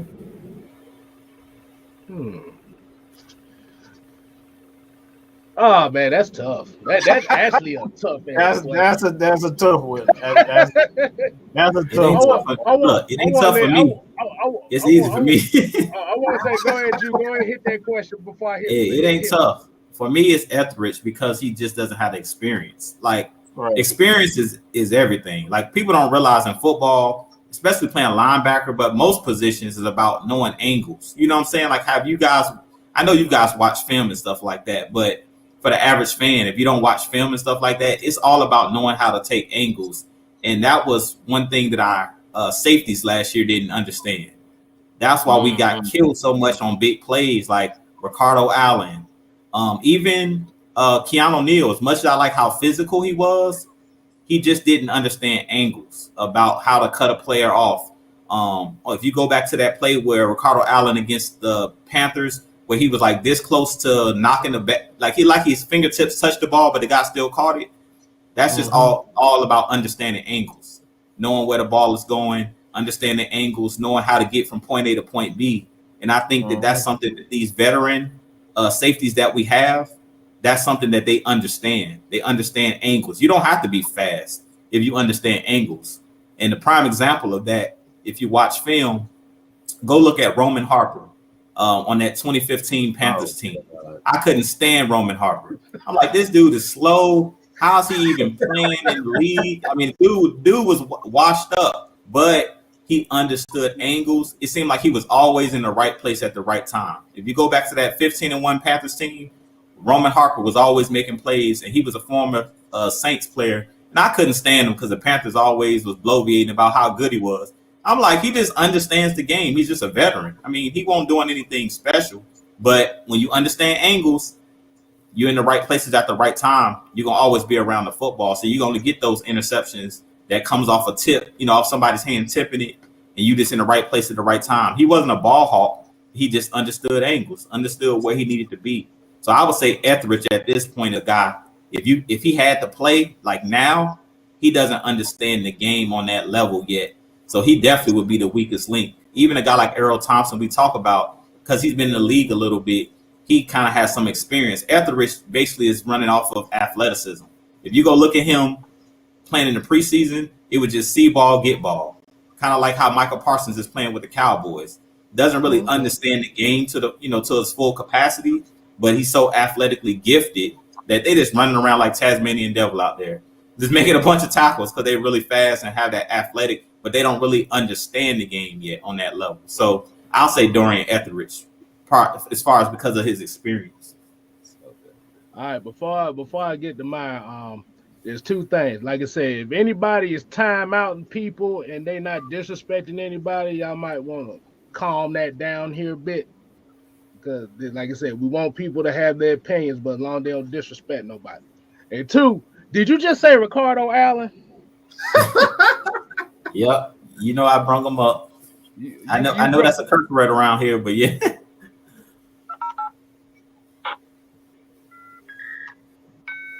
Wow, he really did do that. I bet like this dude here.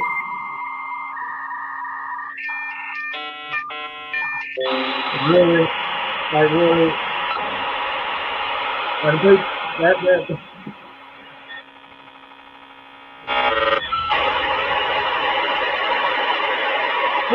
Really, Kendall?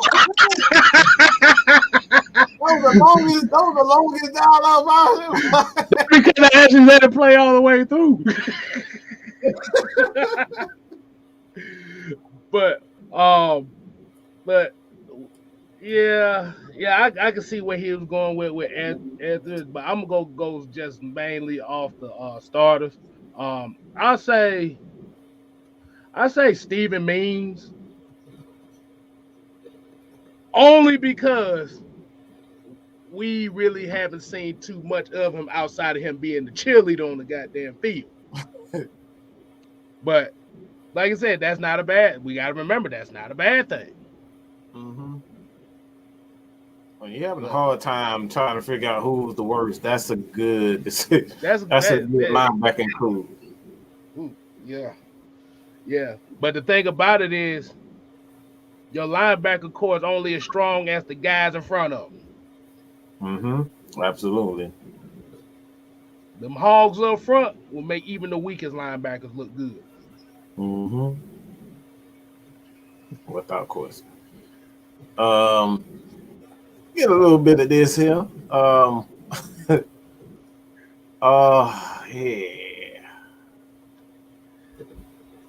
This is an interesting one. I'm just gonna say, does Calvin really lead the league in receiving yards this year? I'm gonna say this. I go ahead, KStylzz. Go. I want to think about this for. I ain't even got to think about it. No. Exactly. No.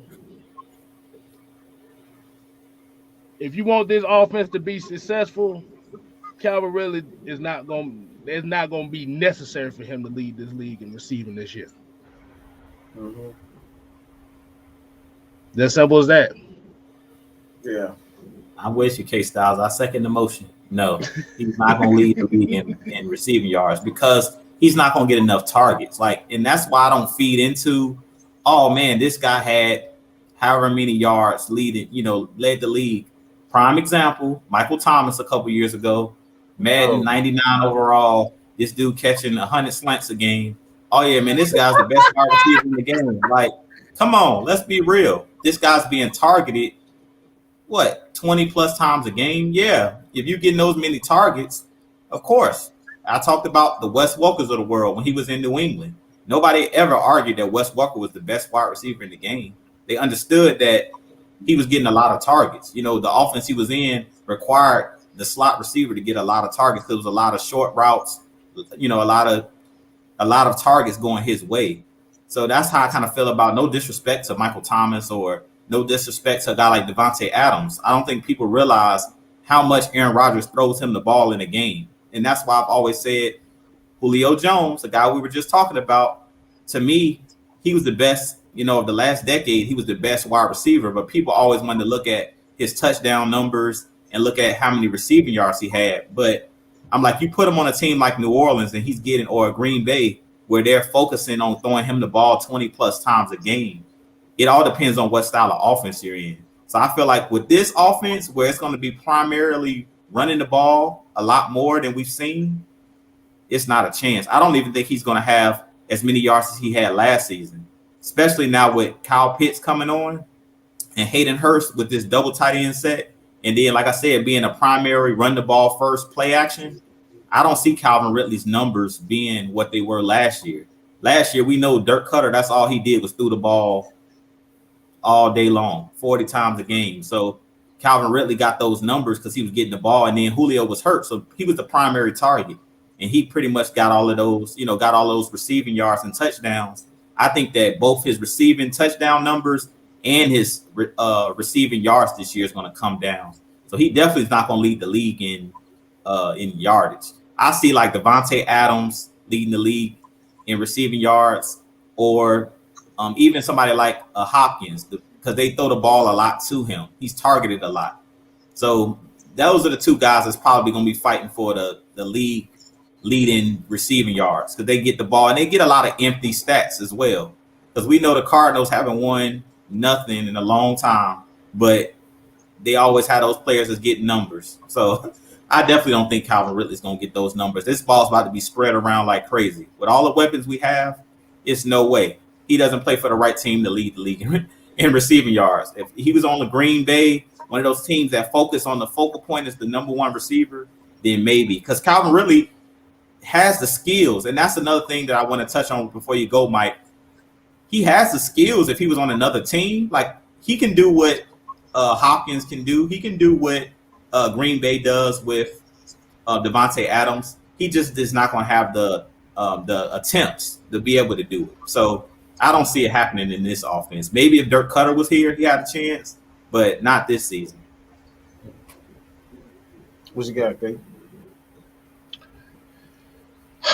Hey, I'm about to say, oh, you talking about this question or what Jew was talking about? Just the previous and that one. You can answer both if you want. Yeah. Remember, the Falcons was 70% pass, 30% run last year. Does that sound like balance to y'all? The damn show don't sound like no balance to me. Right. Second of all, like I said, Calvin Ridley, and like I said, y'all both hit it on the nail on the head on that one. This is not going to be the type of offense God damn it, see, I'm tripping. Calvin Ridley is not going to be catching for 1,400 yards. If he does, that like I said, that'll be a miracle. But they're gonna spread the ball around. You have to remember these running backs will be involved in the passing game too. Mm-hmm. That's another aspect of the game we ain't even mentioned yet.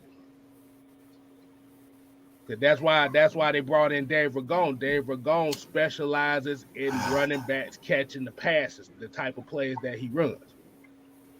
But Gallman, like I said, he just like I said, the thing is, and Jew hit it with the Etheridge thing, Gallman got the experience.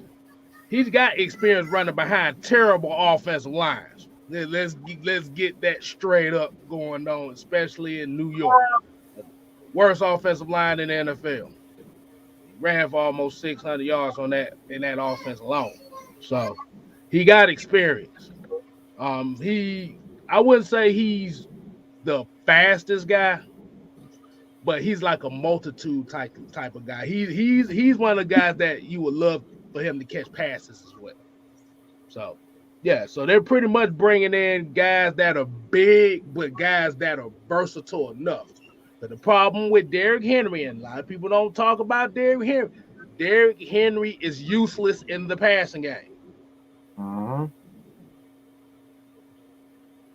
And that's what kind of hurts Tennessee's offense, because they can run the ball. Think about it like that. They can run the ball, but the problem is if the receivers is covered, but you don't have a running back that's a threat in the passing game, now your receivers get covered. Remember, Ryan Tannehill in 4 playoff games threw for a total of 500 yards.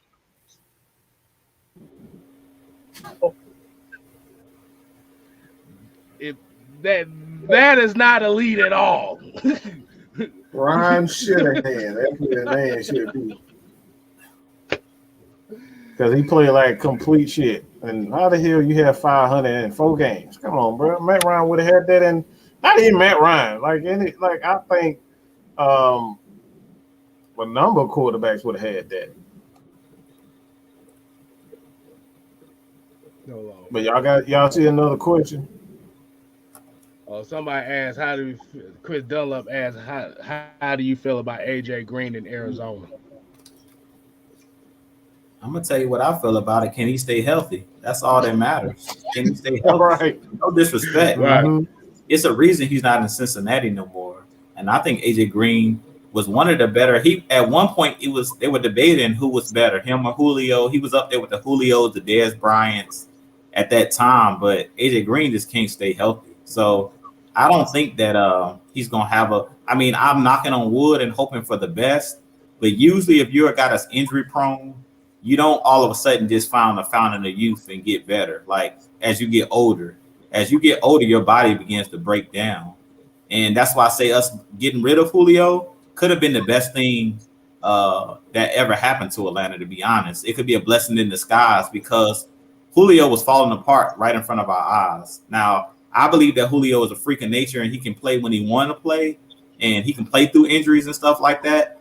But like I said, every player is one hit away from being done. You know, everybody has a certain number of hits that their body can take. And after that, it's a wrap. That's why we always talk about Derrick Henry.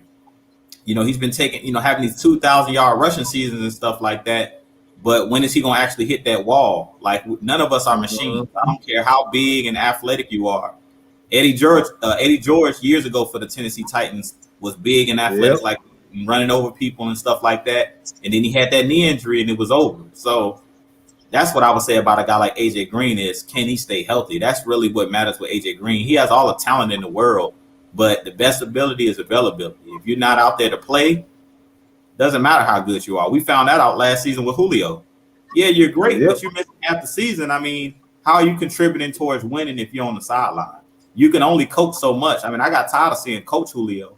I want to see the player that we're paying to play. We didn't pay him to be an assistant coach or the wide receivers coach. We paid him to play. So at the end of the day, what are you bringing to the table? And that's another reason why, and I hate to go back and harp back on Julio, but that's the only reason why I was saying you got to watch the company that you keep. Because it's like Julio was upset and said he didn't want to be in Atlanta, but was he really contributing towards winning?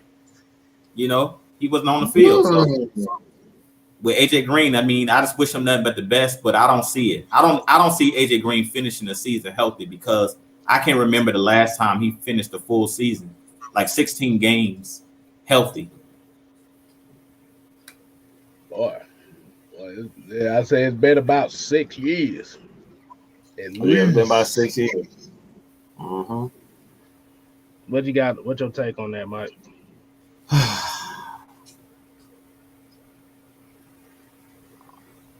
Man, AJ done, man. Once you start getting those injuries, you're not coming back. That's just, you know, if you ever get that, you hear about, you know, these rumors about having those so-called, like, I'm probably getting in some KStylzz. KStylzz know I'm going when I say this. The mark of the beast type things. When you start getting that, when there's an injury, that's what that is. That's just like a mark of the beast, man. Like, that's the sign of the end times for him. So it's like, you start getting injuries like that back to back. When he's healthy, he's a wonderful receiver. But that's the thing. That's the reason why we ultimately, maybe Julio did feel disrespected because he wanted more money. But it's like, when you look at it from the Falcons standpoint, this is not a wise investment, and that's the same thing for AJ Green. That's why he's in Arizona right now. Yeah, he's not going to be asked to be the number one, but like, even at this point in his career, it's a question that he can stay healthy to be a number two, because number two receivers on the field just as, if not more, than the number one. You know what I'm saying? Even the number three of being the slot guy.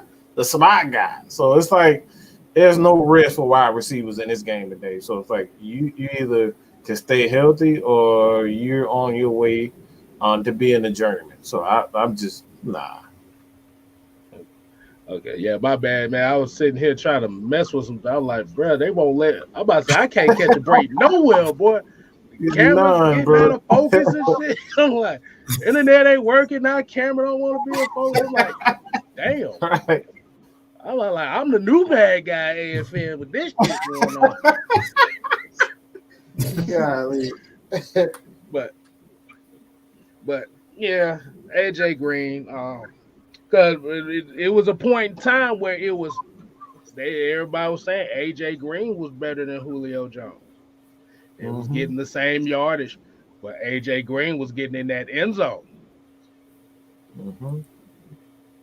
But like you said, that's just one of those things where you take, like I said, you could take a player's career for granted, and you see where the injuries led. It's like, damn, what if? That's one of the biggest what ifs in the last 10 years is, what if AJ Green would have stayed healthy? But man, main thing about him is he's just gonna be there, like you said, just to contribute, man. They're not gonna expect him to be AJ of old. They know he can't do that right now. Like you said, 600 yards here, 7. Like I said, that's what they're going to expect out of him. But what they're going to really want from him is in the red zone. You know who he reminds me of, KStylzz? When you were just saying that, Asia Green puts me in the mind of Sammy Watkins. He's another guy that can't stay healthy. He had all the talent in the world with Kansas City, but if you see him since he's been with Kansas City, they don't expect him to. They really count on him in the playoffs. They don't expect him to make it through the full 16 to 17 game slate because they know that his body just breaks down. That's why he's like their third or fourth guy. You know, he had a nice catch in the Super Bowl against Richard Sherman, but he's one of those guys that what if, you know, he was drafted by Buffalo. What if he would have stayed healthy? Sammy Watkins was the guy that played with Hopkins at Clemson. He just as talented, just couldn't stay healthy. So same deal. That shit crazy. I see somebody asking a fantasy football question talking about who was your number 1 overall pick. I don't know because I absolutely freaking suck at fantasy football. Shit, I'm trash at it. I'm terrible. I'm absolute garbage at it. But you know what? I'll tell you like this. I'll give you my first 3 picks I picked. Well, my first 4 picks. Jonathan Taylor, David Montgomery, Darren Waller, and Tom Brady. Those are the 4 best picks I can get. I was absolute garbage after that. Lord have mercy. I ain't even going to attempt it because I don't know. All right, I'm just going to put it like that. Only reason I did it was because I forgot I was actually in a league and the draft went by. He forgot he was in the league. Hey, I'm dead serious, bro. I don't really do fantasy football. I'll be willing to, but a lot of times I'll be forgetting that, especially if it's like older leagues that I'm used to playing at, and they never hit me. So I'm like, oh shit, fuck it. I was just gonna. That's me. That's me too. I see a good question in here, y'all, and I want to hit real quick. What you got? What you got? Right here. Dante Fowler. Will he outplay his contract? That's one for the panel right there. If he wants to get paid, next year. Go ahead, Mike. My bad. Yeah, you want to get paid, but I don't like. I think at this point in time, when players get at his age, you're not really looking for the contract. You're paying for his service in the league. That's one thing too.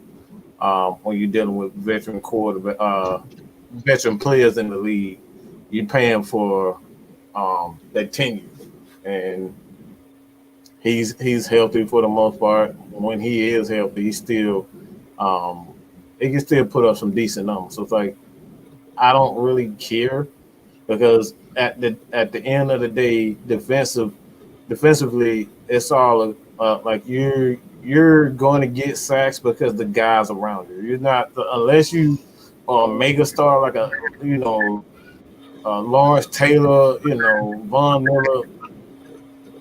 I mean, even Von Miller's a stretch because Von Miller's not even Von Miller no more. So it's like it's unless you're one of those guys that's just born to be a pass rusher or born to be you're not gonna get put up these stupid numbers.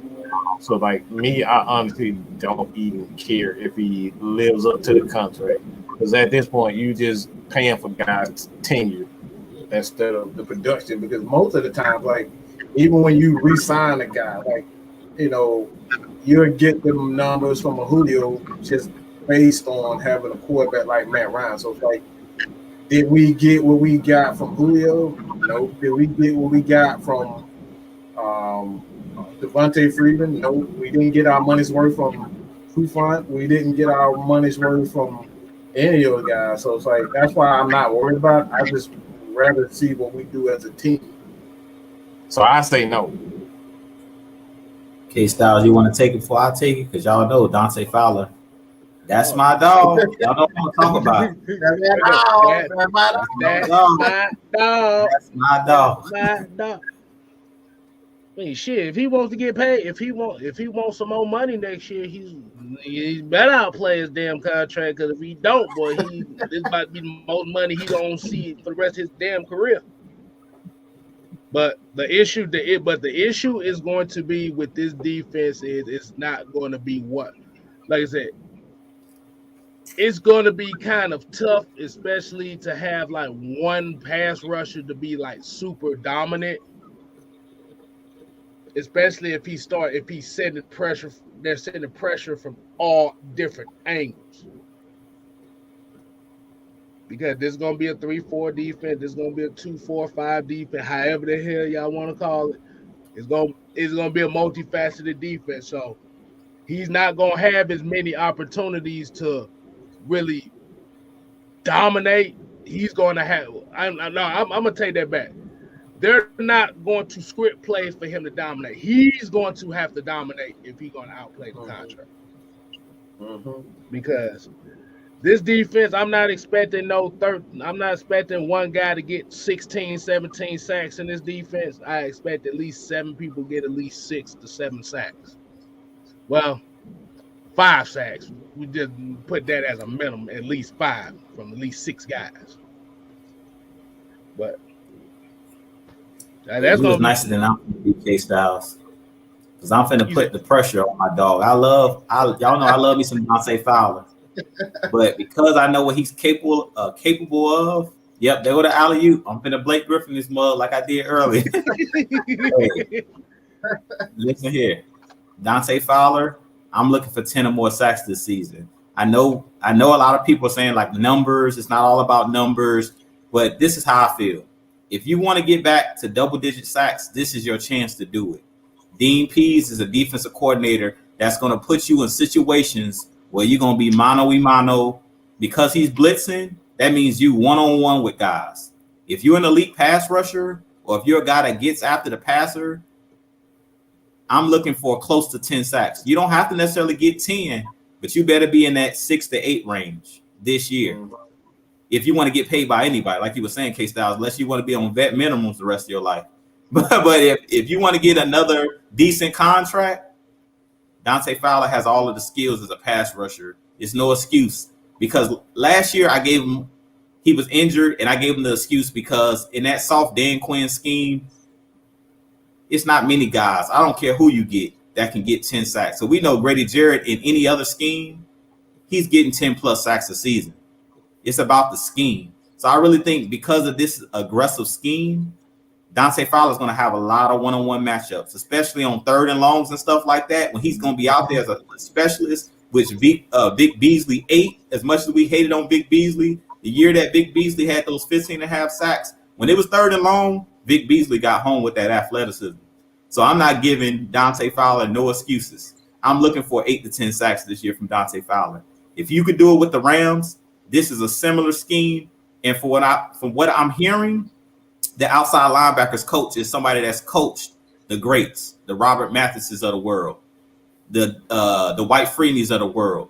So since he's coached those greats, those great pass rushers, there's no excuse for you not to get to that 6 to 8 range or close to that 10 range this year. I don't want to see no more 3 to 4 sacks. And if you're injured, don't play. Because when we see that number 6 out there, because he changed from 56 to number 6, people are not going to want to hear the excuses that I played injured.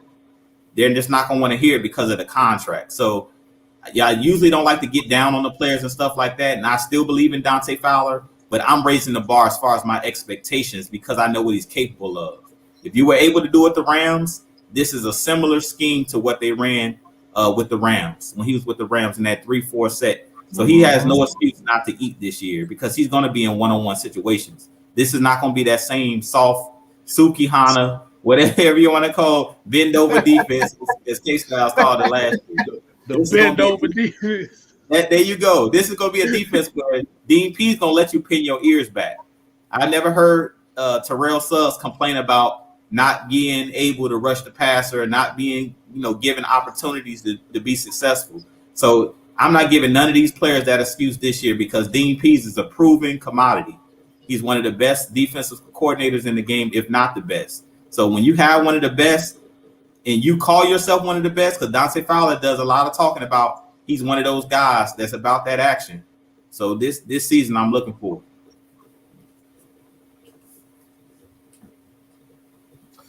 What's going on? Yeah, did I go? Yeah, I just said again. Yeah, I really don't care because I'm looking at this defense like KStylzz. I want several guys for at least 5 sacks. You know what I'm saying? So, like, for me personally, I don't care about his contract because, like, at the end of the day, you're paying for guys tenure in the NFL and what they've done previously in their career. Like, that's what you pay. Right. You're just hoping that these guys live up to what they once did. So, like, for me, I don't care. I know he can do it, but like I said, I think we have guys like Michael Walker, AO, that are going to be able to step up and kind of, like, put him in a position where he can just come in at fourth quarter. It's fourth quarter, all right? We know that you can get there. We know that we know what you can do. So here's your time. Here's your time. It's fourth quarter. Dante Fowler, go. All right? That's right here. All right? I'm going to call this the slap your ass. All right? I'm going to call this the slap your stick. All right? The slap you stick, all right, for Dante Fowler and that defensive line to get on their ish. All right? When I bring this in out, I need for y'all ass to get on it. All right? Slap your ass. Maybe this will get your ass. Maybe it'll fire your ass up. I'll just say that. Maybe it'll fire your ass up. This is slap your mama stick, man. Well, my question would be is the incentives, are they really putting this incentives because they believe in him, or are they putting these incentives in him because they don't believe that he'll get those sack numbers? Maybe they think it'll just be an extra oomph. I think they believe in him. I just think that it's more of go out and prove it. Go out and prove it. Yeah, let's go out and prove it. And to me, to be honest with you, I never believe in guys trying to earn necessarily the contract. Like what Mike was saying, I completely agree with what Mike was saying. You get paid off of what you previously done. You don't get paid off of what you're doing. What you getting paid off what you previously done. When we paid Devontae Freeman, we know he got injured after he got paid, so we didn't pay him for what he was doing. We paid him for making those 2 back-to-back Pro Bowls, and we thought that he was going to be able to keep up, that same pace. Same thing with Dante Fowler. They paid him that money because they seen with the Rams he had that 11-sack season prior to coming over to Atlanta. So they thought that he was going to be able to pick up where he left off. But a lot of the times, and that's why I mentioned this, a lot of the times when players get picked up in free agency, they get paid that huge money, but it's like, do you fit the scheme that you're getting, traded to, or the team you're signing with? Do you fit that same scheme? Sometimes you're better staying put where you are and making less money because you fit the scheme. A lot of times players jump ship because of the money, but they don't fit the scheme they're going to. Prime example, Josh Norman. When he was with the he was one of those corners that was great. He went over to the Washington football team. At the time was the Redskins. They were running a totally different scheme. He wasn't a man corner. He was a zone corner. And he had guys backing him. He had Luke Kuechly and a great Mike, what's his name? Mike Thomas. Was it Mike Thomas? No, what was the other linebacker? Davis. Thomas Davis. Yeah, you had Thomas Davis and Luke Kuechly. So you had those guys, and then you had up front that good pass rush. You had the Julius Peppers. You had all of those guys that they had up, those litany of guys they had up front in that good front seven. So he could just jump everything. If you guys remember Josh Norman in Carolina, he had a lot of pick sixes where he was able to just jump routes in zone, in zone situations. He was playing basically in zones, and he could just jump routes. But when he went over to the Redskins, he didn't have that same success because they were a man corner type team. So, like I said, I don't think that Dante Fowler necessarily will, they're paying him or they have that actual incentive to try to hold it over his head. To be honest, if you be honest about it, they said that Dante Fowler took the pay cut because he could have said, you know what, I'm better than this. If the Falcons don't want me to, they want me to restructure and he wasn't willing to restructure like a Julio Jones. If he wasn't really willing to restructure, he could have went to another team. but he decided to stay put. But I think the reason he stayed put is because he feels like he can fit in Dean Pease's scheme. I think that's really what it was about. Yeah. I don't think it was about the money. I think he feels like he fits this scheme. I totally agree. Yeah. I just thought I'd add that little tidbit in there because you got certain people that might think like that, like, wait a minute, they might have paid him because they might not.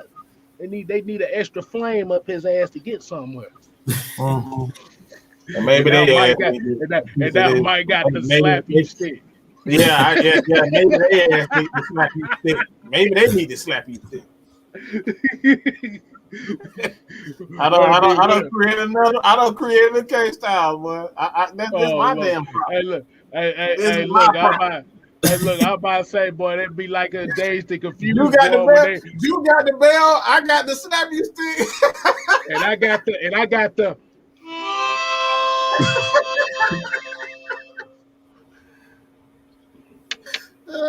That's why we the heavy hitters, cause we crazy. Like oh man. Let's see. We got any more questions? We'll take a couple more questions. It's going on 2 hours, so we'll take a couple more questions before we close it. Listen, I don't really see too much. I think we pretty much done covered. Yeah, I think we've covered all. I know Tab is asking the question. I know the record thing is kind of iffy about how we're gonna do it, but I don't know if you want to answer it or not. That goes in predictions, and I think predictions is just stupid. I'm just gonna be honest. That shit is absolutely worthless. That's the dumbest shit that you can ever do as a football fan is predict, because we can't predict the future. We can't predict injury. We can't predict a guy falling down when he wide open and drop the ball. When he's wide open in the end zone, hint, hint, hint, hint. We can't predict that type of shit.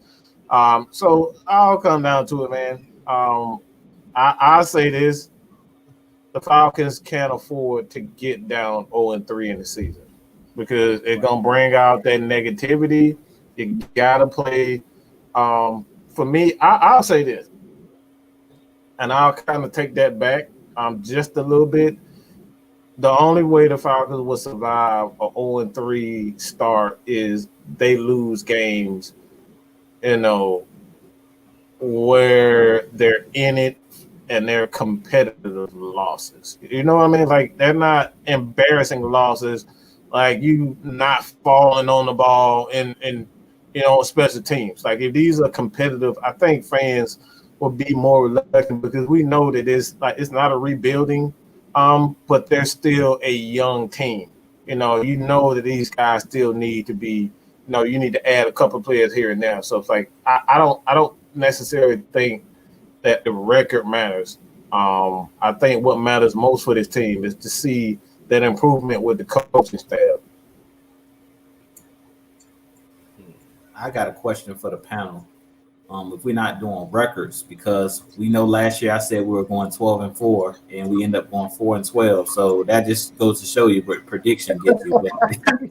Anyway, I just want to know, since we're in week 1, how about a score prediction for this game? And I'll give you guys my score prediction for this Eagles versus Falcons game. I'm thinking somewhere around 28, Falcons 28, Eagles 17. That's what I'm thinking that the score is going to be, somewhere around that range, because I don't see the Eagles putting up a lot of points, to be completely honest with you guys. I just think that their offense is going to be really, really vanilla. Like, they do have what's the kid that won the Heisman? They got Smitty on their team from Alabama. What's the name? Devin Smith? Hold on. Devontae Smith. Devontae. Yeah. He's a really explosive player. And if he gets out in space, he's a guy that can make plays. But I think that this Falcons team is a very good tackling team, and I don't see him getting loose against this team. And like Mike said, he's talked about this numerous times in his breakdowns of Dean Pease's defenses. He hates giving up big explosive plays. And I don't see this Falcons team with a lot of these veteran guys that are in the starting rotation. I expect to see a lot of deep safeties. two safeties back. I don't expect to see a lot of, Dan Quinn loved to run that one single high safety, and that's why we were beat a lot deep. I don't see that happening with Dean Pease. I think he's just a fundamental type coach. I do expect him to bring pressure, but I don't expect Devontae Smith to be able to have a huge game against us, and that's the reason why I don't see the Eagles scoring more than 17. Unless their defense just goes crazy and they get a couple of touchdowns, a scoop and score, an interception for a touchdown, and a couple special teams, like a special teams touchdown, I can't see Jalen Hurts in that offense putting up big points against us. I think that they're going to be really, really vanilla, and they're going to try to slow the game down, what we said in our keys to victory, and I think that they're going to try to shorten the game because I think that they understand this Falcons offense is really explosive, and they're not going to want Atlanta to be out there controlling the ball and being out there on the field because they know that their defense is suspect, especially on that second and third level. I'll go with that. I'll say 24-17 Falcons. I'll say 24-17. Because I think what's going to end up happening is you're going to see kind of like, I say like that first quarter is going to be kind of sputtery for both teams. Because especially with the Falcons going with a new scheme, new direction, new voices and all that stuff, that first quarter is going to be kind of spotty. But I think once that second quarter rolls around, it'll still be kind of close. It might be a couple field goals here and there. Like Philly might be up like 7-3 going in the second quarter, but I think that's when the Falcons going to catch steam and they're going to go off. So, yeah, I said 24-17 Falcons. I'm gonna be bold here.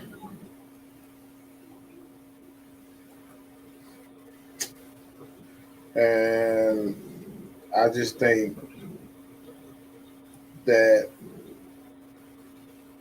Matt Ryan got something to prove. I honestly believe that he got a big FU on his forehead, his shoulder pad, his numbers. He got the shirt, FU.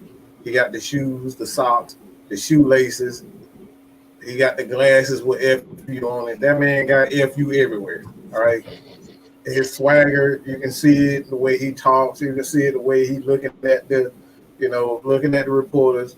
This man is like, oh, y'all think Julio made me? Okay. All right. I got something for y'all ass. I just think Matt Ryan is more comfortable than he's ever been right now because he's not learning a new offense. He's learning new terminology. People got to understand the difference between, learning terminology and learning new plays. Matt Ryan has played in every offense. There's nothing he has not done in this NFL. There's no new terms that he can learn. Like all the scheme, he knows everything about the scheme. But he just needs to learn Arthur Smith and know how he calls play. That's it. And one thing that I think is going to be huge for the Falcons and Matt Ryan this year is that going back and doing research on Arthur Smith, I did see him running a lot of up-tempo with Tennessee. And if you allow Matt Ryan to do his Peyton Manning thing, your ass is grass. He is not. I think he's the second best up-tempo quarterback in the history of the game. There's nobody better than Peyton Manning when it comes down to up-tempo running that 2-minute, 4-minute offense. I think Matt Ryan is right there with Peyton Manning. That dude is just it's like Michael Jordan in the fourth quarter. It don't matter what you do to him. He's going to get it done. So it's like I think Matt Ryan just has that big FU, and he's about to prove a lot of people wrong. Y'all thought he made me. I'm about to show you who the real OG is. I'm about to show you who the real Kobe is. I'm about to show you who the real Michael Jordan is. I'm about to show you who Steph is. I'm about to show you who LeBron is. I am that dude. I am on that level. I am a legend. I am great. All right. That's what Matt Ryan is. So I think he's going to come out the gate fired. I truly believe that Matt Ryan finna come out the damn gate firing. So I'm gonna say 28-14. I just don't believe in Jalen Hurts. I think he's absolute garbage. I'm just gonna be real. He can prove me wrong, but that dude ain't have no business being drafted in no second round. I've seen him in college. He's a check down artist, and when you got check down artists, you gotta have a defense. He's not Russell Wilson. Russell Wilson is a former baseball player who was a pitcher, and he has a big time arm.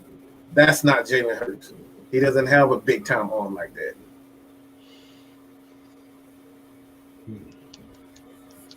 You just want to go ahead and close it out for tonight, man. Let's get into the close out. Dude, you can kind of go. You go. Okay. I just want to thank everybody for tuning in tonight. The first episode of the Atlanta Falcons Heavy Hitters Season 2.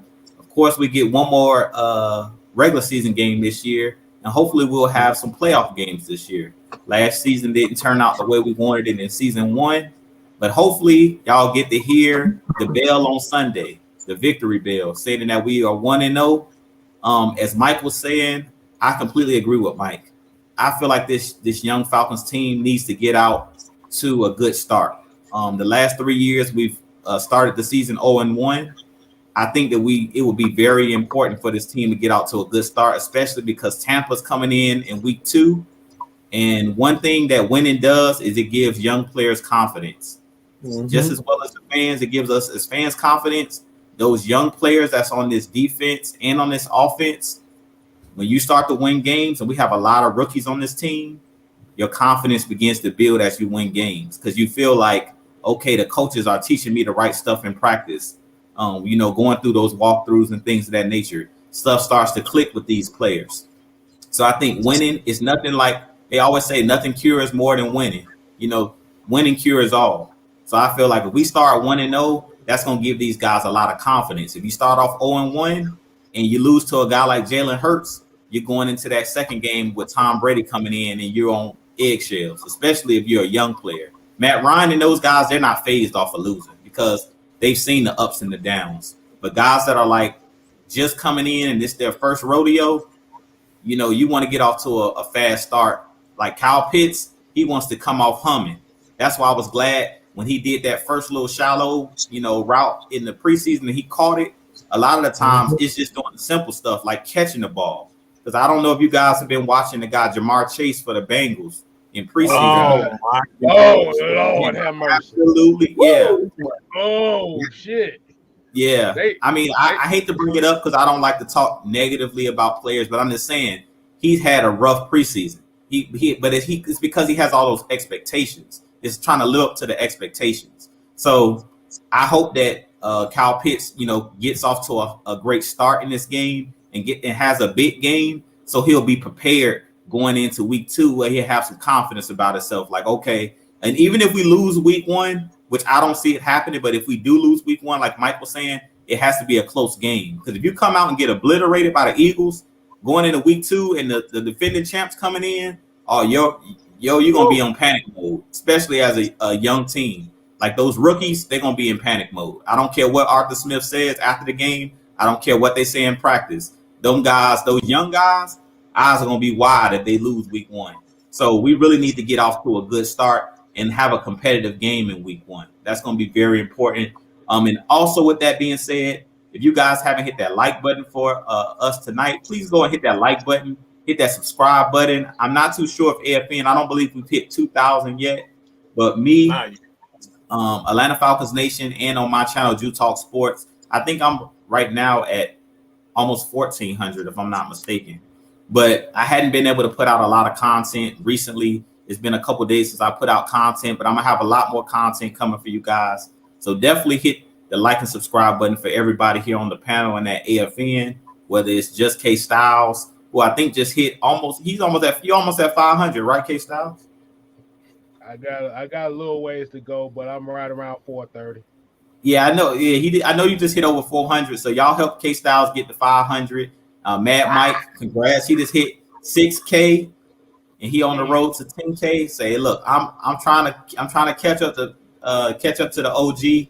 But like I said, man, I appreciate you guys. Definitely stay tuned. Every Tuesday night, we're gonna be coming with our keys to victory for both teams. So if you know some Eagles fans or you know the opposing team that we're playing that week, definitely tell them to tune in as well, because we're not just focusing on the Falcons, but we're also going to be now doing keys to victory for the opponent. And with that being said, I'm going to go ahead and kick it over to KStylzz. All right. Like I said, we appreciate everybody tuning in tonight. Like I said, Jew already said it to the point, so I'm going to say it again. Like I said, y'all continue to support AFN. Make sure you support Jew, TalkSports. He's on the road to 2K right now, so he's got a little ways to go, but help him get there. You got Mad Mike Sports. He done already hit 6K. He done blew our asses out the water. So hey, he the OG.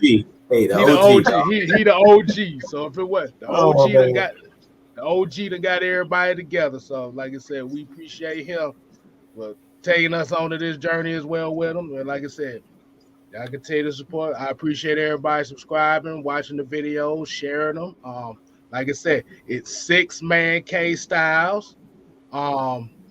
With 2 Z's. Hold on. So I want to bring it up here in the thing so they can really see it. It's 2 Z's. As you see on the screen, for those that might not know. Right. But like I said, heavy hitters every Tuesday. You got the 6-man convo Thursdays, Wednesday, Thursday, depending on what goes on. And like I said, kicking it with KStylzz is not dead. It's just not gonna be every week.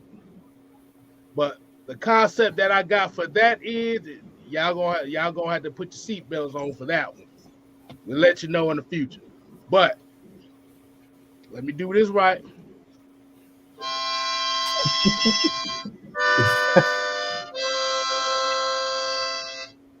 Continue to support your boys.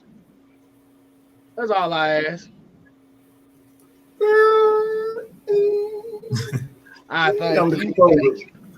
And hold on.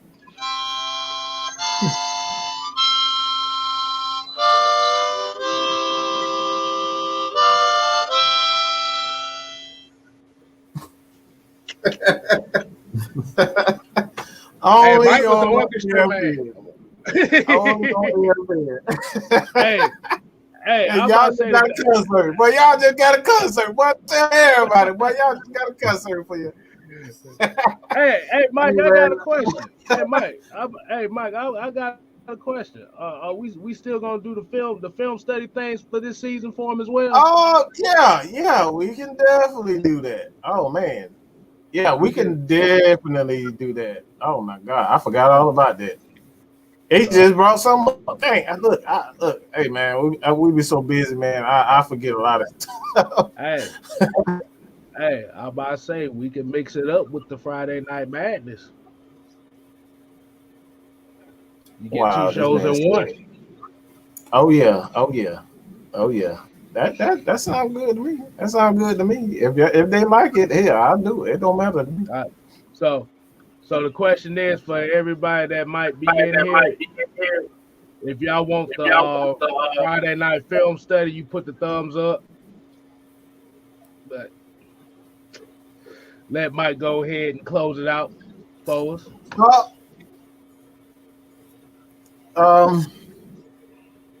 I'll reiterate this over and over again. If your agenda is to simply troll, if your agenda is to doubt everything, this is not the platform for you. We like to think of ourselves as the positive brand for Atlanta Falcons, just for Atlanta Falcons fans. We don't have a lot of support as far as the media is concerned. They may give us 1 minute on ESPN. They may give us a couple of minutes on our own. Like even in our own state, they don't really cover us like that. So it's like even in our own state, we don't get a lot of love. So guess what? We got to be there here at Atlanta Falcons Nation. We ain't on that crap. We ain't on that negative stuff. We ain't on that, beefing, none of that type of stuff. We cover the Atlanta Falcons. We try to make we try to make it as good as it possibly can. Reason why I say that, because we just came from a season where it was just absolute hell. Nothing went right. So we're gonna try to make good even some of the worst situations. So that's what we do at Atlanta Falcons Nation. You guys continue to support us. Still on that quest for 10K. Still on that quest for 5K for Atlanta Falcons Nation. Hell, I want everybody to be sitting at 5K, to be honest. Like, look, at the hell with 5K, I want everybody to be sitting at 10K. That's my ultimate goal. Everybody that's affiliated with Atlanta Falcons Nation, I want everybody to be sitting up at 10K so we can spread the positivity, spread our love and our support for our team. So with that being said, y'all ain't got to go home.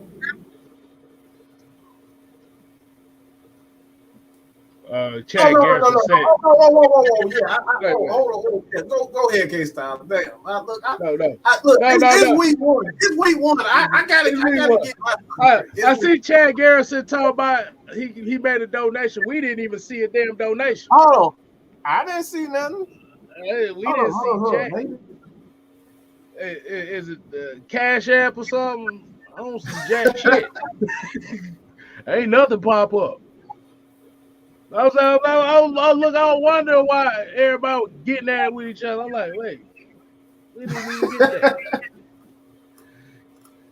Ain't no Chad Garrison. Fuck that shit. But like I said, we gonna fix it. Hey, if you donated, we apologize. We didn't see it. We try to get that fixed up. I didn't see anything. Hold up. Let me see if I can from it. Oh Lord, see now Mike got to get up out his seat to get that. See, we supposed to close it out the right way. Do I need to give him another sponsor? That's it. Well, we good, man. Okay. Because I did not see anything. If we missed it, we sincerely apologize. We surely did not see anything. Okay, yeah. So, well, we thought.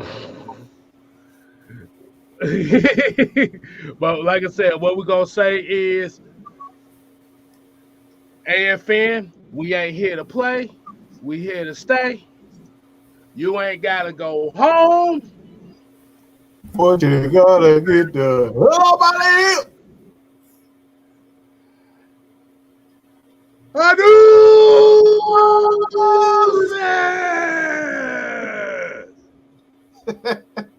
God damn, that shit hurt.